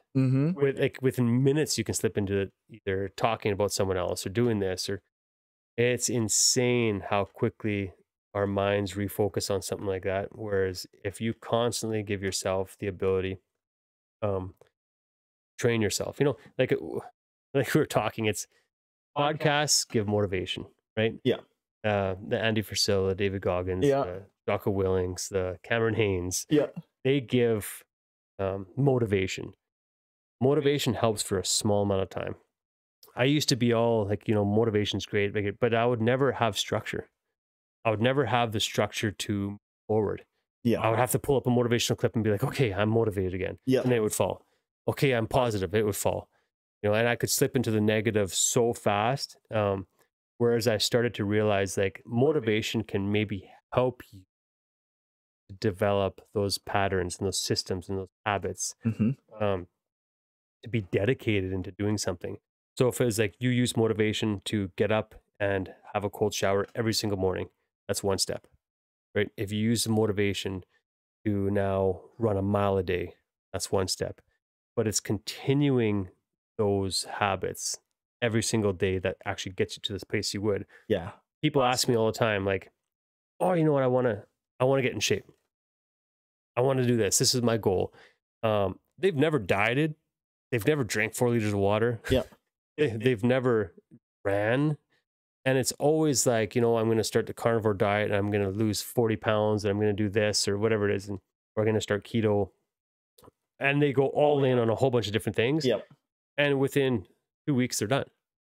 Yep. And it's like, listen, like you're motivated to do this, but when you actually don't put a system in, now my goal is to tell people, start with one thing. Yes. Start with one thing and do that thing until it's normal. Yep. And you don't, and then it won't feel like you're affecting your whole entire life by changing one thing. Once that thing's conquered, add another thing. Yeah, and I mean, the stories you've told is a perfect example of like 40 pounds in 2 months, 1 month, whatever you do it in is awesome. But I think a lot of the conversation we've had so far hasn't been based around, I won first place in a bodybuilding competition, I placed third place here. It was this story, this experience, this thing. 40 pounds in 2 months that's cool, but you're also missing out on all of that good experience, all of that good stuff that gets packed in between when that motivation fails. And then when you get to the end of it, well, it's such a short time period with such little experiences. The next person who comes up to you, how much motivation do you have to give them at that point? 100%. Like, Yeah. And you skip all of it. Absolutely. And you're not building any habits. Yeah. You're doing something. And I'll give my wife another plug in this one. She laugh and say, I told you so. It's always like moderation. She's always like, yeah, she's never dieted. She's never done anything. She's in great shape. She's a good athlete. Moderation. That's been her thing. She's a bit gifted, or whatever. Is do everything within moderation. We have to work a little harder. Yeah, I definitely have to work harder. Yeah. But it's like, take something and do it in moderation. Mm-hmm. And that's one thing. I mean, you're obviously a lot more educated as far as like nutrition and fitness and stuff goes, but my opinion is you take something and do it in moderation, build on it, build on it. And mental health now has been my big advocate of it. Is same thing with mental health. You know, don't be comfortable. Don't ever be comfortable, right? Put yourself in a spot where you're extremely uncomfortable, but maybe try that one thing, right? Do your ice bath if you have to. Yeah. Do that mile run every single day. There's no question about it. It's the gym every single day. Yeah. Or even instead of eating whole pizza, have 4 pieces. Yeah. Whatever it is you're doing, take little pieces of it and then move from there. And it's a game changer, that's for sure. Well, I think you said right at the start of the sentence too, do it in moderation. And I think lots of people, you know, they maybe hear the moderation. They don't always, they're like, yeah, I can do that. But they forget the 2 words that happen before the moderation part. Yeah. And that's the do it part. Yeah. Which sounds really corny. It almost feeds into, you know, something you see on a bathroom wall in a gym with a spaceship going by. But it's really, it's true. And I think it applies not just to working out. It's every habit, every experience you have. Yep. You have to do it. And you're gonna fail and you're gonna not succeed, but you're gonna get an experience and a perspective. And if you don't, like, I think we talked about this, if you don't do it, you don't learn. And man, failing, you're not failing, you're not doing the right thing. Yeah. Like, to me, that's how I see it as. You're not putting yourself in situations that give you the ability to, you're being safe, playing it easy. Winning is amazing. Winning can be everything, but to win at things that you're not good at, that's an experience that most people don't experience. Yeah. failing, you learn way more out of failing in every single aspect than you do winning. Yeah, you grow. 100%. So that's, to me, I strive to fail in a certain way, Yeah. and because you put yourselves in there, and then from there, every time you notice, every time you have a setback, every time you fail, things get better. Mm-hmm. You grow from it. Things grow exponentially. To if it's money situation or investment Mm-hmm. or physique or fitness or jiu-jitsu. Man, I remember going to my first jiu-jitsu class, being this fit guy, like, and I thought I could fight. Yeah. Man, jiu-jitsu was a totally different thing. I would have a 150 pounder like walk circles around me, and literally they can kill you with their hands. Like it's not like, yeah, like you would never think it. If you've never done it, you would be like, oh, I don't know, like these Yeah. dudes rolling around with each other wrestling. It's Like how much, different, eh? man. And it was so humbling for me. And that's kind of where the journey is now with jujitsu, is getting to a point where you can be that and Yep. vulnerable, because there's always guys that are a lot smaller than you. Bodybuilding's lift more weight, look better, plain and simple. Yep. Totally different game. You can see someone walking down the street that's 150 pounds, and they could literally kill you with your hands in like 40 seconds. It's Yeah, a that's terrifying thing to think, man. Which It's is true. yeah, and which is kind of like you're saying the fight things too. You almost have to be careful now.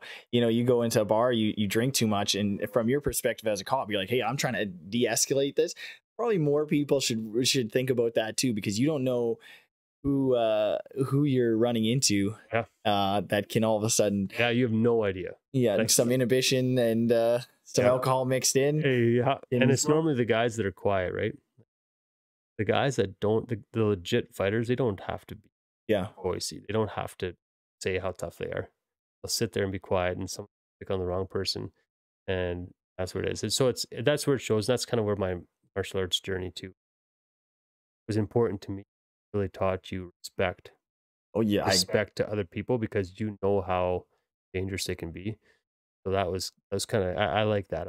yeah, it's for probably sure. a mutual, almost a mutual Oh thing. yeah, absolutely. Now, looking like with that experience of the humbleness from that jiu-jitsu, you've gone into these different practices. My world is the gym. Yeah, good. A lot of what I do is the gym. It's my job. Yep. Doing the podcast, doing the YouTube stuff, that's the side of things I like really like. The fitness thing is like I do it each day. Yep. And it's just part of life as it is, but there's more to life. I think you've presented that too. You looking from the outside now a little bit, the fitness culture, all that stuff. What's your thoughts there? I know, like, for me, sometimes it gets a little bit tough, because I think people get wrapped into it a little bit. Yep. Becomes who they are. But Yep. Well, it's funny you ask that, because I come home and I tell my wife, I'm like, man, like, you should see all these kids at the gym now. They're all like wearing these tank tops or this or that, and they're all, bigger than me. But it's all about, like, I'm big, I'm flexing the mirror, this is what it is. And it's really just that body image. Mm-hmm. Man, female, doesn't matter what it is. And she's like, well, you have to remember that was you. And me. It humbles, so it humbles me right off the bat, being like, understood. Yeah. That was me. But it's I think for me now, fitness is still very important. Yeah. Healthy body, healthy mind. Yeah. There's a strong connection between the both of them. But I also think that people need to have more fun with it. Yeah. Right? Like the younger generation, see these guys, 16 years old, getting on gear, taking supplements when they don't need take supplements at that age, definitely. Yeah. And they have these personas, and it's like, I need to be tougher than this person, I need to be bigger than this person. And I go into the gym and I have people looking at me like, you can obviously feel it, you can see it, being like, they're bigger, and it's awesome. Yeah, it's great. And back in the day, I would have never. It was always competition, always like. And you get to a point of where, like, for me, fitness now is more like my lifestyle. I'm obviously getting older, but it's showing people too what you can do with that. Right? I at every single chance I get, I go up to people at the gym and I talk to them. How are you doing? Yeah. where it's at. If they want advice, cool. Most of them don't. Yeah. Like as I said, they're bigger than me. Yeah. But that's where it's really changed. I absolutely love it, but it's more so now of like you need to enjoy it for longevity, Yeah. right? Because that's the goal. That mirror is only gonna present a beautiful picture for so long, Yeah, as beautiful as you want to think exactly. the person looking back at you. And I don't think, yeah. And the thing of saying, "Hey, how's it going?" It doesn't matter if you bench press 400 pounds or you bench press the bar. It's crazy to think that you can ask that question regardless of how much is on that bar, or how good the person looking back at you in the mirror is. Which, I wish, like, dealing with people in here and dealing with quite a bit on the social media side, for the young guys, and I wish I would have done this earlier too, is I wish I would have developed who I was a little bit more before I started to pretend I was someone else, before I would start to pretend I was this guy, or, wanted to be this person in terms of the fitness stuff. Yeah. And I was just duplicating what I seen. I wasn't developing any character. I was simply advertising or promoting something that was already there. Yeah, 100%. No one's gonna, that person is there. Yep. That you can look up to them, but you're not. Arnold is Arnold. The new guy, Chris Bumstead, is Chris Bumstead. 100%. If I'm not going to be him, and if I try to be him, I'm going to be a lesser version of him. So you're almost devaluing the person you are. And I think you can attest to this too. There's so many good people in gyms, and I'm sure jiu-jitsu and all these places, like people who have crazy personalities, like, and I mean that in a good way, where they get kind of muffled by trying to be someone that's less than what they actually really are inside, or is equal to what they are inside. 1000%. And I fell into that hard. I talked about my social media. I talked about me being, this figure, whatever it was. And I fell into it hard. And only now, after being through all of it, is I realize, a big goal. And I want to encourage younger generations, guys, is see someone that's uncomfortable in the gym. I can't imagine how they feel. See someone that's never worked out before. Who's there? Who's there, who's pushing. I was always so selfish and not understanding. I would see someone that might be overweight out walking, and I would be like, they're out walking. Like, give me a break. That's a beautiful thing. We don't know what that person's gone through. You see someone at the gym for the first time, and they're skinny, or they have a sweater on, or you can see they're uncomfortable. Go talk to them. Go encourage them and say, hey, listen, my name's Jon Georzten. If you ever have any questions, not saying I know anything better than you, I'm very open to talk to you. Even if I'm you here want for you. Tell me how your day is. Yeah, whatever it is. And I think if we start building that culture and saying like, hey, listen, be open about it. This isn't something that you have to go there and show how macho you are. It's like, and I truly think it takes years of understanding to see that. Because you have to be able to drop your ego and be vulnerable. And I don't think like it's something that you just have to learn, I think. And I am very lucky. I know you did say that you did that in the past, like the macho thing. And I'm not just pumping your tires here, and I'm going to mention other people too, but I did get the experience of walking into a gym with guys in particular that showed me an example that was different than what I thought I should be. You being one of them. I remember going into a bigger public gym setting from what I was used to. And I remember you actually helping me out with a couple things and saying, hey, try this. Hey, what do you think of this? Which was an awesome experience. So that's one. And from my perspective with that experience, it was like that respect of like, one, this person had enough interest in what I'm doing to invest in me for even that brief moment. And two, watching after the experience of like, hey, how is this person interacting was also positive, where I got to say, man, I'd kind of like to be more like that. Another individual being Kurt Miller, who you know as well. Awesome. Who again is just not a bad thing to say. Not a bad thing to say in the gym. Has his things that he likes doing, has his personality. But goes in there and it isn't above anybody. And also was really good, especially when I was a young guy. And maybe subtly reminding me of like, And I think even you did this in that perspective too, of asking questions that weren't telling me how dumb I was, but saying, hey, there's another way to do this that you're going to get a lot more respect doing, and you're going to feel a lot more self-respect maybe going that way. Which again, maybe it's just experience that brings that on, but I'm very glad that those were my experiences. Well, I think it is experience, but I think some people get it sooner. Because some people listen to what other people do, right? I had it in front of me a whole life. I wasn't willing to see it and it. I got sucked into things that I wanted, selfishness, whatever else it was.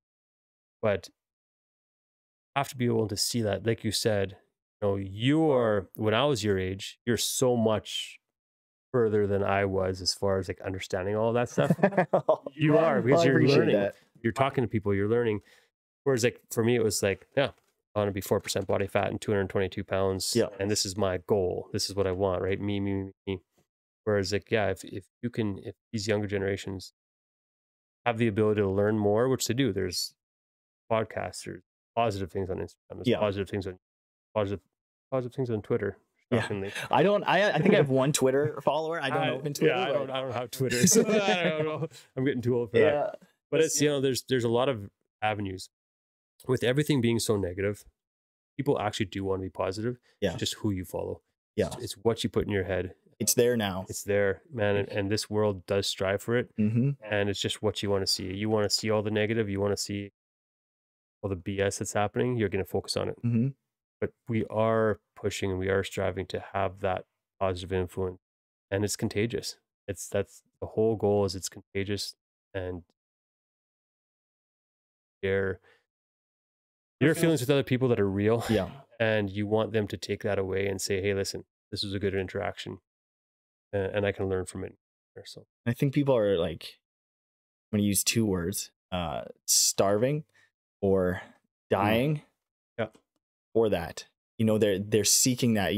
I think of me going, you know, the situation that happened with my sister earlier, or someone like even yourself going through the situation your brother went through. What if the change you're making now after that is stepping into the gym and you have Walmart sneakers on, pair of old sweatpants, a dirty hoodie, and this is your first day? And as a person who's going to the gym, what, you know, like you said, you don't know that person's experience. That could be where this person, that's their first day stepping to the gym after this situation happened. Or maybe they were abused as a kid and they're trying to take that, this is their step forward. And how do you want that interaction to go with that individual? Like, absolutely. I think as a young guy, that's really tough to see, but maybe it's good to be reminded of that. It is. And think of it this way. That person's your environment. Yes. That person's probably better at 100 things than you are. But you're not in their environment. Yes. That person might be the best Call of Duty player in the freaking world. Yep. Right? That's where they're comfortable. But they decided to take that step, get out of there and go into your environment to be uncomfortable. Yep. Think of it that way. So you get a bunch of muscle heads. There's 6, 7 big dudes in the gym. And you see this person come into the gym that's smaller stature, that's nervous, that's out of their area. Yeah. That person's got way more strength than you do because they actually did it. Yeah. What do you do? You're in your comfortable spot. You're not doing anything that's challenging you. You're not. Yeah. You're in your comfortable spot. This is what you're good at. Air conditioning's on. This is what I feel good at. You know, this other person comes in here and now you look at them and be like, pfft. But they're actually the ones that are doing better than you because they're in this spot. Yeah. You go up to them and ask them, hey, what are you the best at? Man, I'm amazing at math. Yeah. You're gonna go sit in their spot and do a math quiz with them because you're gonna feel like a moron. Yeah. Right. So if you think of it in those realms, they're putting themselves in a spot that you never might. Right. So always think of it that way. What can I do? Share it with this person to make him better. Because if I turn the tables and go where he's most comfortable or she's most comfortable, that's when it's a real test. And do you think those challenges, I'm going to say challenges, the things that you're undertaking now, give you that perspective, like make Yes. you respect that in terms of like you're almost running that 50K through Spruce Woods. You were the guy who's first, you're stepping into the gym for the first time while this guy's running by you and having a full conversation. Yeah. Like, do you, and obviously that was a good experience for you. Yeah. Like this guy sounded awesome. Amazing. And now you've just undertaken more and more. Do you think that gave you, I can't see it not, but do you think that gave you that perspective of like having, you know, a certain bit of respect for that person who's, Oh man, who's however small it is, getting out of their comfort zone to improve who they are as a person? absolutely. It made me want to strive to do the things that. Yeah. It makes me want to learn something that I'm weak at, because when you do things that you're weak at, every time you get humbled, you go stronger. Mm-hmm. Every time you grow stronger, you can influence someone else, and you just pass it on tenfold from there. So really, if you go out of this podcast today and say, you know what, today I'm going to do something that makes me. Yeah. Today I'm going to go make a contact with that one person in the grocery store that normally I would think like, man, that person just like, Yeah. or man, that person's not as gifted as, no, man, that's someone I would never talk to. You do stuff like that, that's where you start to say, this is cool. I can make an impact. I can move forward. Yeah, anything, I strongly encourage you, anything that's going to, at 50K. Man, I wasn't a runner, Yeah. right? 75 hard. Yeah. Kickboxing. Taekwondo, jiu-jitsu was one of the biggest examples of, I only got into jiu-jitsu, it's going to be 2 years in August. I had some background with mixed martial arts as far as that, but I was such a rookie. Yeah. And I was humbled all the time. Did you want to quit at all in any of these things? Like, was there moments of like, I'm going to give this up, or was it, I'm going to figure this out? No, I'm going to. Where do you think you got that from? Oh, I'm not sure. That's a very good question. I think it's part of it is people didn't believe me in a lot of different, right? People didn't believe I could become a cop. People didn't believe I could have a good second marriage. People didn't believe this, or people didn't believe I could do bodybuilding. People didn't believe, you know, I think a part of that is, Man, I got a shiver. yeah, there's no, there's no quit. Yeah. There's no option to quit. As soon as you give your mind the ability to quit, Yeah. as soon as you see 2 years down the road and you try to understand it, you're quitting. Mm-hmm. But if you go into the gym one day, if you go into jiu-jitsu one day and you say, I will get through this hour and a half class, I will get through this workout, I will get through this mental challenge I'm going through, this divorce, this family member dying, it's one day, one step. If you focus on it like that and say, there is no option for me to quit, Yeah. that's when the true strength comes. It's the people that see, I want to be a black belt in jiu-jitsu. Well, geez, that's 10 to 15 years. Yeah. And you start focusing on that, you're going to have a couple bad classes and you'll be like, this isn't possible. Yeah, because 10 to 15 years for the brain, for a brain to comprehend that is insane. Totally different, right? Like that's so far out there. Yeah. Like I think a lot of people, their brains work on almost on 3 to 6 month, you know, cycles. Where 15 years, if you're thinking of that, then that's gonna be tough. It's something you can't. And you know, you answer your question is no. I've never. It's awesome. I don't think about doing that 50K, doing 75 hard, doing jiu-jitsu, doing whatever it is. There's no choice. Just no option. There's no option. Don't give yourself that option. And if you fail for some reason, then you deal with that. But there's no option in quitting. Yeah, that failure, like you said earlier, is now you're going to learn. You're going to have that experience. Okay, get back on the horse. How do we do that? Man, I tore my groin right off. How's it feel now? Oh, like, man, it's what, 8 months ago? You're just telling me stories that are making me tighten up, man. I tore it right off. I was sparring in jiu-jitsu, and Steve, the guy I work with, you know, Steve, just one move. He was passing my guard. I was on the bottom, and like you could hear it across the whole gym, just pop, and it was devastating. I was off work, obviously, can't walk, right? Yeah. Off work for months, but it was never of, well, I have to quit. No. But what's next? Where are we going? Like what they say you shouldn't this and this. Well, Yeah. is that a normal thing, or is this what you're telling me to do? Yeah. It was never like, oh, I can't do jiu-jitsu again. What was the recovery like for that? Like, are you still working with it at all, or is it Well, I can pretty still feel recovered? it. I'm weaker. I'm weaker on my left side, but no, I feel like it helped me change. Yeah. It changed my jiu-jitsu game. It changed my exercise game. Right. I do a ton more mobility stuff. Yeah. Because, like I said, it was because I wasn't super flexible at the time that's why it And happened. you're trying to get into these positions, and Totally. And that muscle, there's only a certain amount of extension it can go. yeah, And then it's done. Right. on.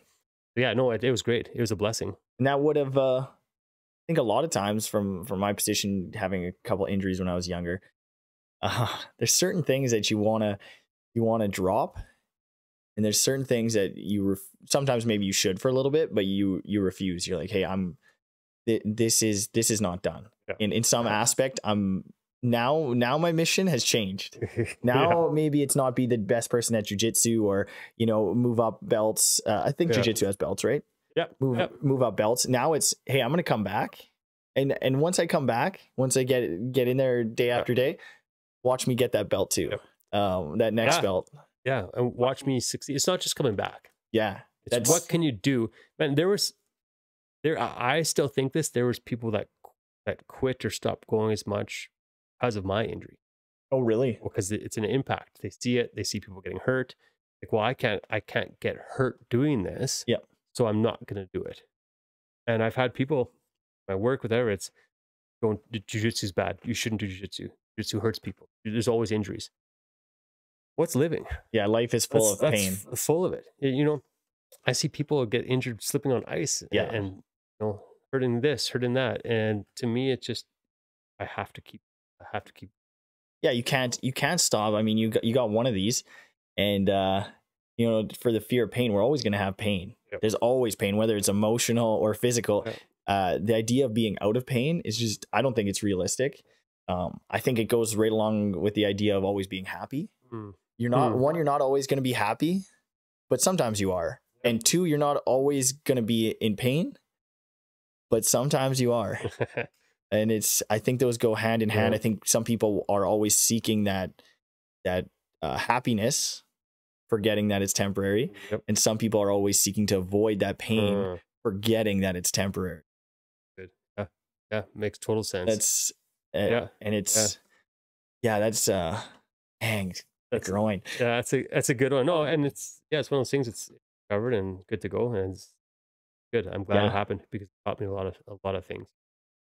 And that's pushing forward, right? Yeah. Going through different, and I've been blessed that my shoulders have held up. Yeah. I always had shoulder problems. They feel pretty good though. Yep. Cool. But because I'm training specifically for shoulder health. Yeah. For this, right? Yeah. So it definitely has changed with getting older. Focused on. That's cool. Okay, one thing I did want to touch on in this specifically, just because it's been such a hot topic over the last few years. You being a police officer, and maybe you've covered some of this in this conversation already, but as long as you're comfortable talking about it, of course. Absolutely. Like the past few years, cops have had a bad name to some people. Other people have, really stood behind it, stood against it blindly, stood behind it blindly. Sometimes it seems like there's not much in between. Me growing up as in a small town, all the police officers, all the firefighters. So I think the perception I have is typically a good one. But I don't know if that's everybody's perception. I don't know if you want to speak on that or. Yeah, it's I think it's a topic that should be talked about more, because I think it could be talked about in the right way. Yeah. The last couple of years have been different. There's been there was an individual that came up to me and said, Warden cops are good, but these cops are, and they have no idea, because they don't know Morden compared to this city or that city. They don't understand that the city of Winkler or the city of Morden or Altona or Winnipeg or Minneapolis or New York or Vancouver, they all have different scenarios. Winnipeg's going to have 1,000 use of force encounters compared to our 1, Yeah. right? Numbers are obviously different than that, but per se, those 1,000 encounters, you're going to have different video. You're going to have different stories. You're going to have small stories. You're going to have big stories. You're going to have reporting and all sorts. And that's what people go off of. Yeah. Right. Whereas people think we're good here because we have to interact with people less in that way. Yeah. Just boggled my mind that that person had the ability to say that to me. And I completely disagree. I said, no, like, percentage of police officers that are out there wanting to do good is the majority. Yes. Is absolutely the majority. Social media has changed things. Camera phones, cell phones have Yeah. changed things. Everything. And there are still the bad. It doesn't matter what you go into. If you're nursing, doctor, policing, gym owner, Mhm. right? There are still people that are there maybe for the wrong reasons. But in all, right, it's people need to whole story, and make their own opinion, right? Media likes the story.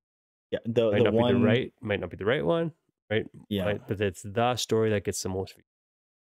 So I think if you have an open mind to that, is that majority of them of police officers are there to do the right thing. That's where it's at. I actually truly feel like training within services is getting better. Yeah.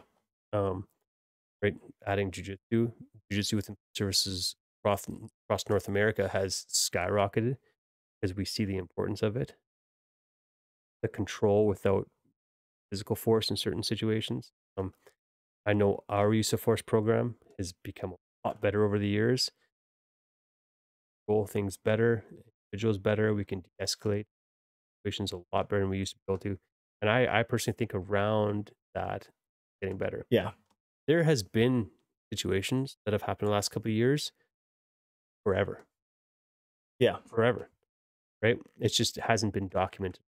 The ability to document and get those negative things out Yeah. has really torn public a lot of ways. Yeah. Whereas, like, one video, you hit send, it can be on 7 different platforms in 4 seconds. Yeah. Do you think that's from playing both sides of it? Do you think that's these bad situations, and I'm thinking that's kind of what you're talking about, is like these situations that, the one in how many interactions that a police officer has? You think that the bad ones have the opportunity's been there to improve because of those, as much as you don't want a bad situation to happen or a bad apple to kind of spoil the batch? Has it kind of raised that standard quicker? It can in certain situations. Yeah. I can only speak for our service. Okay. I know a lot of other people in different ones, and I would say, yeah, overall, learn from things that might have, right? Yeah. We all do. If it's a mistake, if it's not a mistake, I'm not there to judge on it. Yep. But we all learn from things that definitely go wrong. And I mean, in policing, it's a tough thing because I give you an example of, you have someone from, let's say, biker gang in front of you. Mm-hmm. Let's say it's a full patch member. You see it, and they buy you a coffee. They buy you a coffee. It feels good. Yeah. Right. You now see it like, man, this is a positive thing. You leave that parking lot and roll through a stop sign, and you get stopped by the cops. Cop gives you a $105 ticket. Yeah. That's a negative thing, right? So it can be something that small where you go, hey, this person from an organized crime group is actually a pretty good person. Like, who are these people saying that they're bad? Yeah. Right? Or they do, like, because that's your interaction. It's the only thing you might have ever had. Yeah. Whereas now you get stopped by a police officer, you get a ticket, you go, oh yeah, I've heard all these guys are jerks. I just got a ticket for doing this. It's confirmed. Right? It's confirmed. Like this. Whereas you might not know that stop sign or that red light, some kid might have been run over or something tragic might have happened in that area, and the officer's ability to explain that isn't there because they can't. Yeah. Or elsewhere, is that might be right. So if you keep in mind like that, is like, it depends on the interaction you have. Yeah. And you might have a bad one, but it's the ability to see past that. And so Do you have people, and again, if you don't want to touch on this, you don't have to, but do you have people in these situations who have that preconceived idea? Like, let's say you pull me over. I've had either the experience you've just described, where one, I got a ticket, didn't think I deserved it, I'm a little pissed off, I've watched a little bit of this news or heard that thing, or maybe they've never had an experience and they've only heard these negative perspectives from other people. Do you run into that at times? Yeah, like this perception that's already been made about you? Just like everything else, I think hatred is taught. Yeah. Right? I think teaching someone to hate,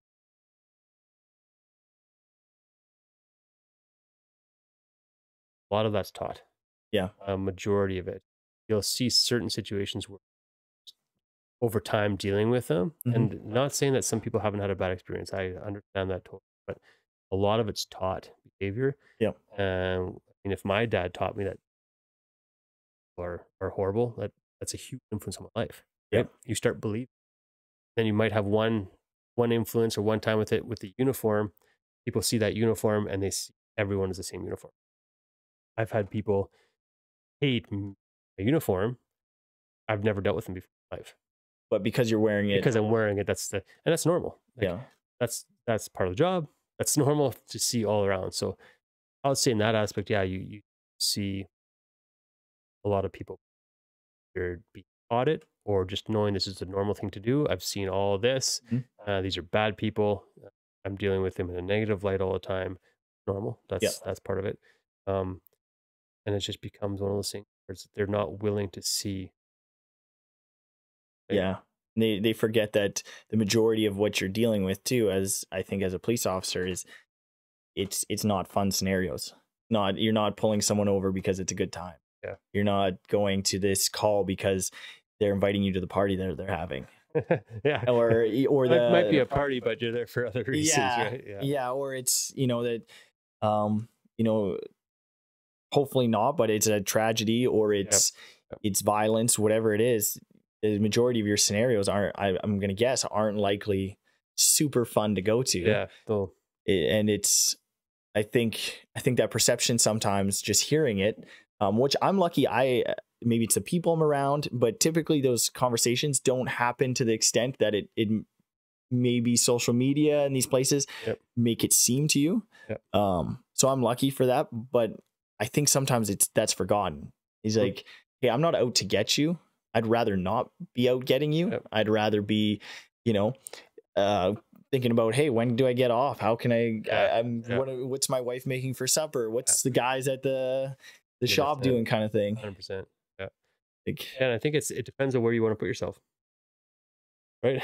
I can go through on Instagram, wherever it is, and I can delete negative things, or I can add negative things.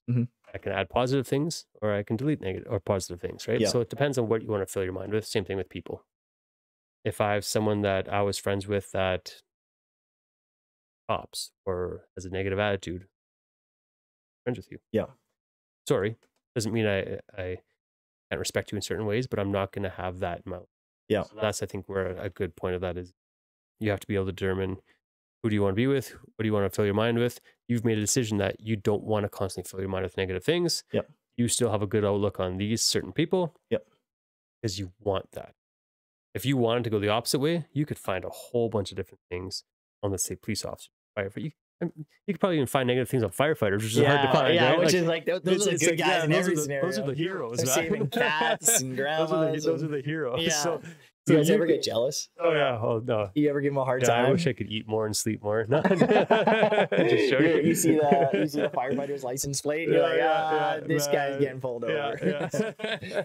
Yeah. No. So it's the same thing, right? It's what you want to fill your mind with. Yeah. It goes in every aspect.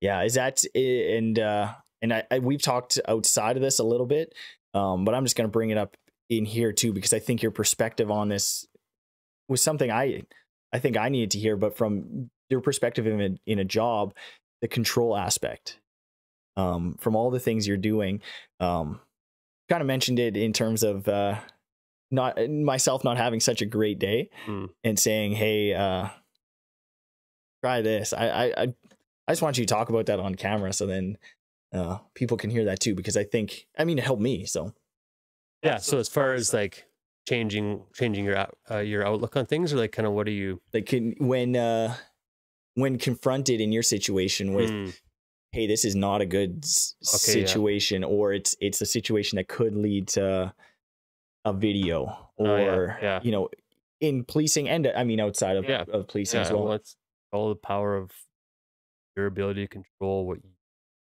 your actions. A word coming out of my mouth can cause a fight, right? Actions of my posture cause a fight. If you lose control, that person, like with everything. Yeah. If I'm sitting here and I get angry with you, you have the ability to get angry with me. Know what you're going to say, think about it, respond, something that's going to make you better, feel worse, feel sad, feel angry, right? Same thing on the street. It doesn't matter where you are, what uniform you have on. It's the ability to control yourself, man. And we're all get emotional. There's people that get emotional over absolutely anything. Yeah. You see it all the time. It's like, speak first, think second. This is where we're going. They're almost waiting for that 100%. that hit. Yeah, because that altercation is what gets them. Yeah. I'm going to be I'm going to fight you. I'm going to win in words. But when you don't need to win in words, I don't, if you want to belittle me as far as words go, and I'm a confident, well, I don't care. Yeah, you're in control of your emotion. I know exactly what I know about myself. Yeah.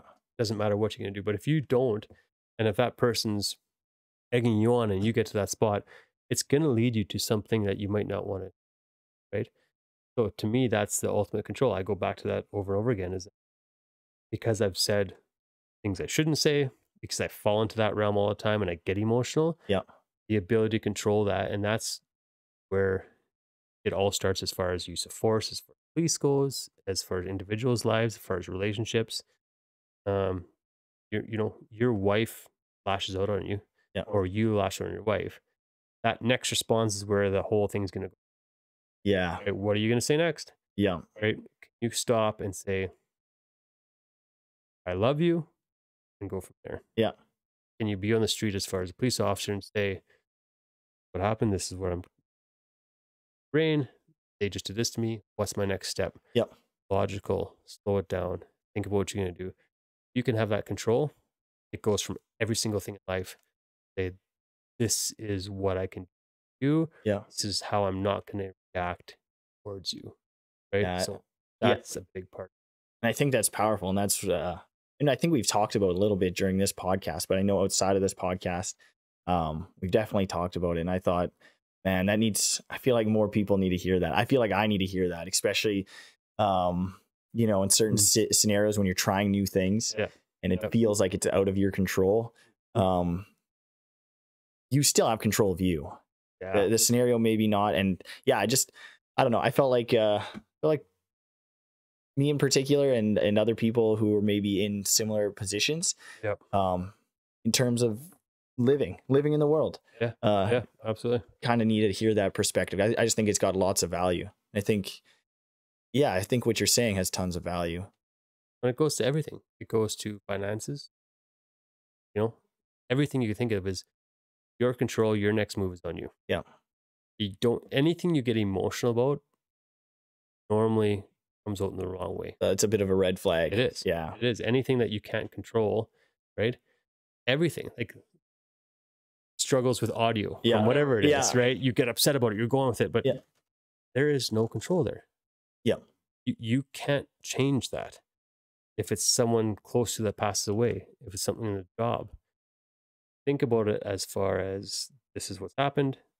Every single step forward is in my control as far as it. And if it's not in my control, I can't do anything. Yeah. So if you start slowly breaking it down like that and working that into every single part of your life, I think it can help you grow. And it has helped me grow. And I'm so far from doing the right things all the time. But it's one thing, if you can think of it that way, it can really change how you interact with people. Yeah. And it's trying. Yeah. It's the trying 100%. part, or the 100%. trying to do it part that matters. Yeah. Speaking of that, speaking of doing it, what's next, John? Oh man, What's on the table next, man? I can't believe that you're just sitting back and I don't know, just showing up to jiu-jitsu every day, and that's Well, life is good. Yeah, I know. I wish it was every day. I think what's next, as far as like to challenge ourselves, my wife and I are doing the World Police and Fire Games coming to Winnipeg this summer. So second biggest sporting event in the world. There's over 8,000 competitors coming to Winnipeg. It's Winnipeg's biggest, or Manitoba's biggest sporting event. So we're going to be competing in jiu-jitsu. And the World Police Fire Games is basically firefighters, police officers, corrections, sheriffs, EMS, everyone that's within that aspect of it can compete. And so we're excited for that. It's probably get some intense individuals in there then too. Man. Like people similar personality types to yourself. On that, there's some world-class athletes that can be competing, and so it's really nerve-wracking, but it's good. Yeah, right. It's uncomfortable, but it's good. And you said your wife's going in it too? Yeah, we're both doing it together, so it's going to be quite the experience. Yeah, that's cool. So that's going to be a 2-day event. At the whole games is more than 2 days, but the jiu-jitsu is 2 days at the convention center in Winnipeg. And what's the date for this? It's end of July. It starts. I think July 28th it starts. I think jiu-jitsu is like the 3rd and 4th and 5th. Of August. So August. Yeah. So this is a decently, like it runs for a while. I guess if you have all these different. Well, there are over 8,000 athletes. There's like 40 some different events that people competing in. Wow. So that's kind of our short term goal. There's a couple different challenges as far as we really want to try. It's called the 4x4x48. Okay. So you run 4 miles every 4 hours for 48 hours. So so it's awesome. Yeah. It's actually a Goggins thing. So that's one of his. Yeah, that sounds like a Goggins thing. One of his challenges. That'd be kind of cool to try. I think we've talked about that a couple times. That'd be really neat. There's another one, Birds Hill Park. I think it's this summer. It's a 24-hour race. So basically you do a 5-kilometer loop for 24 hours and see how many laps you can do. That's kind of cool too. Yeah, and that's something I'll suck at, right? Like mentally, that's great because I want to push through, but physically, physically it's going to be one of those challenges. So we'll see. Those are kind of short terms. As far as that, I think my passion to teach is to help guys, girls get better at certain things. If it's mental, if it's within my work, that's a real big passion to try to lead and be better for other people so that they can learn, and in turn they teach me. I know a lot of it, obviously. And then as far as like investments, if real estate, we do single family home stuff that we want to get more into. There's other things you can do. I don't believe that just my career is going to be especially going to be good enough. Your competitive drive, I can't see you as a police officer. I imagine you get a salary and whatever else, but you still have things outside of that you can continue to grow and investing in real estate. I mean, I actually enjoy it a lot. That's cool. So that's something I think I want to push for. Obviously, I know I want to. So my long-term goal is to obviously get into that a lot more. So I don't have to be the rest of my life. Yeah, man. And I think that's a big thing. It's not like I don't want to right now. I still enjoy parts of it, that's for sure. But I think that's more of my long-term, and then just be a better husband, a better father, and be a better example to everyone, right? So, well, from my perspective, I think, and you can take what you want from this, but I think, you had the Instagram page in the past with maybe a not as authentic image that you didn't feel as authentic. And then you had this individual come to you and help you grow. And now individuals, I imagine, that have helped you grow since then. I almost feel, from my perspective as a younger guy, that almost you should fire that Instagram page, Instagram page back up with these different, the 4x48 or the jiu-jitsu games. Because I do feel like you're in that position, at least from my perspective, in a position similar to the guy who spoke to you, where if I seen you presenting that information now, I can't speak on before, but now, I'd be like, wow, this guy is doing it. He's doing something. Yeah. Especially I mean, I hope people make it through a decent chunk of this to hear these experiences. Because especially having a backstory of hearing these experiences you've gone through or you've had, or these perspectives, it's almost like you should have that Instagram page, and you should have, you know, hey, listen to this first. Obviously that's not the case necessarily, but I personally think you have a ton of value to add. I selfishly am just getting to sit here and talk to you multiple times, get information, which is awesome for me, whether anybody listens to this or not. That isn't necessarily even the goal of this podcast. This podcast is that I get to sit down with people like you and get to hear this.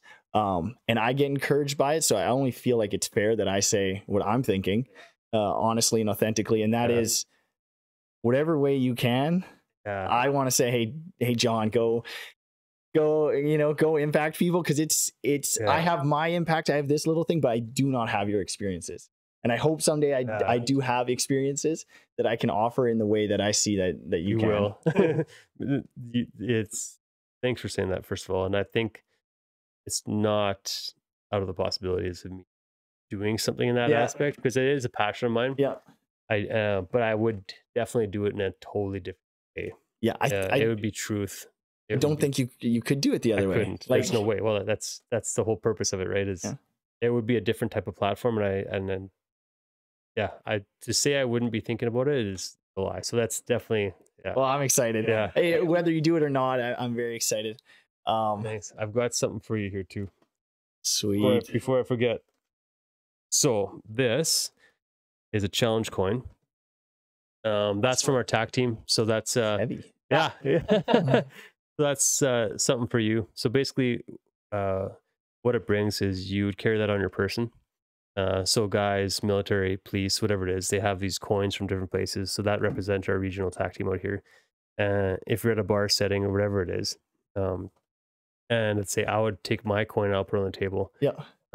And there would be 4 or 5 other individuals. And if they all present their coin after I do mine, and they all have it on them, then I'm the one responsible to buy everyone a drink. Heck yeah, man. So if you put it down, and then let's say everyone else has their coin and I don't bring my coin, then that person's responsible for buying a round for everyone else. That's awesome, man. So keep it on you. Keep it close. It's just something I figured I would pass on to you. I appreciate that. I hope I can catch you off guard. Oh yeah, exactly. Hope I can catch you. Does it count? Can I use this when you're on duty? You know, just to buy you a soda. Yeah, there you go. Hey, dude, awesome. Here you go. Yeah, that's awesome, man. Well, I appreciate you coming on here, John. Absolutely. Do you want to? I don't know if you want people to know your social media accounts. We always do try and shout out people if you want people to find you, maybe. Even if it's not to follow you, but just to contact you about, I mean, maybe they want perspective on their situation, anything like that, especially as you, who knows, in 5 months from now, someone listening to this and you've created a resource, which I think you very well could, that helps people. Where would you send them? What would be your... Yeah, you can definitely give them my Instagram. My Instagram's obviously blocked right now, but if anyone wants to message me, they can message me. If they want to friend request me, and I know who they are, or there's connections through friends, then I'll obviously do that. Cool. So for now, you can definitely share them. It's just Jon Georzten, Jon. Jon Georzten. Okay. And we'll tag it if you're good with it. We'll tag it below this video too. 100%. Yeah. Give her, because like I said, if you want to make a difference, help people, you have to be willing to talk to people. So they can message me anytime they want. Doesn't matter if I know you or not. Hammer down. Just don't be weird. Yeah. Well, you'll get those. Just don't. That's fine. Man, this is me not respond, but you'll. You might just leave it and look at it, or revisit it another time. Exactly. Sweet, man. Well, I appreciate you coming here. Awesome, I appreciate doing this, and I hope you guys got a lot from this, especially if you made it to this point. Which I definitely think you should. Long one again, eh? Yeah, it's long. Good. And I hope you guys got a lot from this. Make sure to like it. Make sure to subscribe if you did enjoy it. If you didn't enjoy it, leave a comment about how much you hated it. That's awesome too. I like those too. Those are good. Yeah, those are good too. So appreciate you guys watching, and we'll catch you in the next one. Awesome, dude. Awesome, man.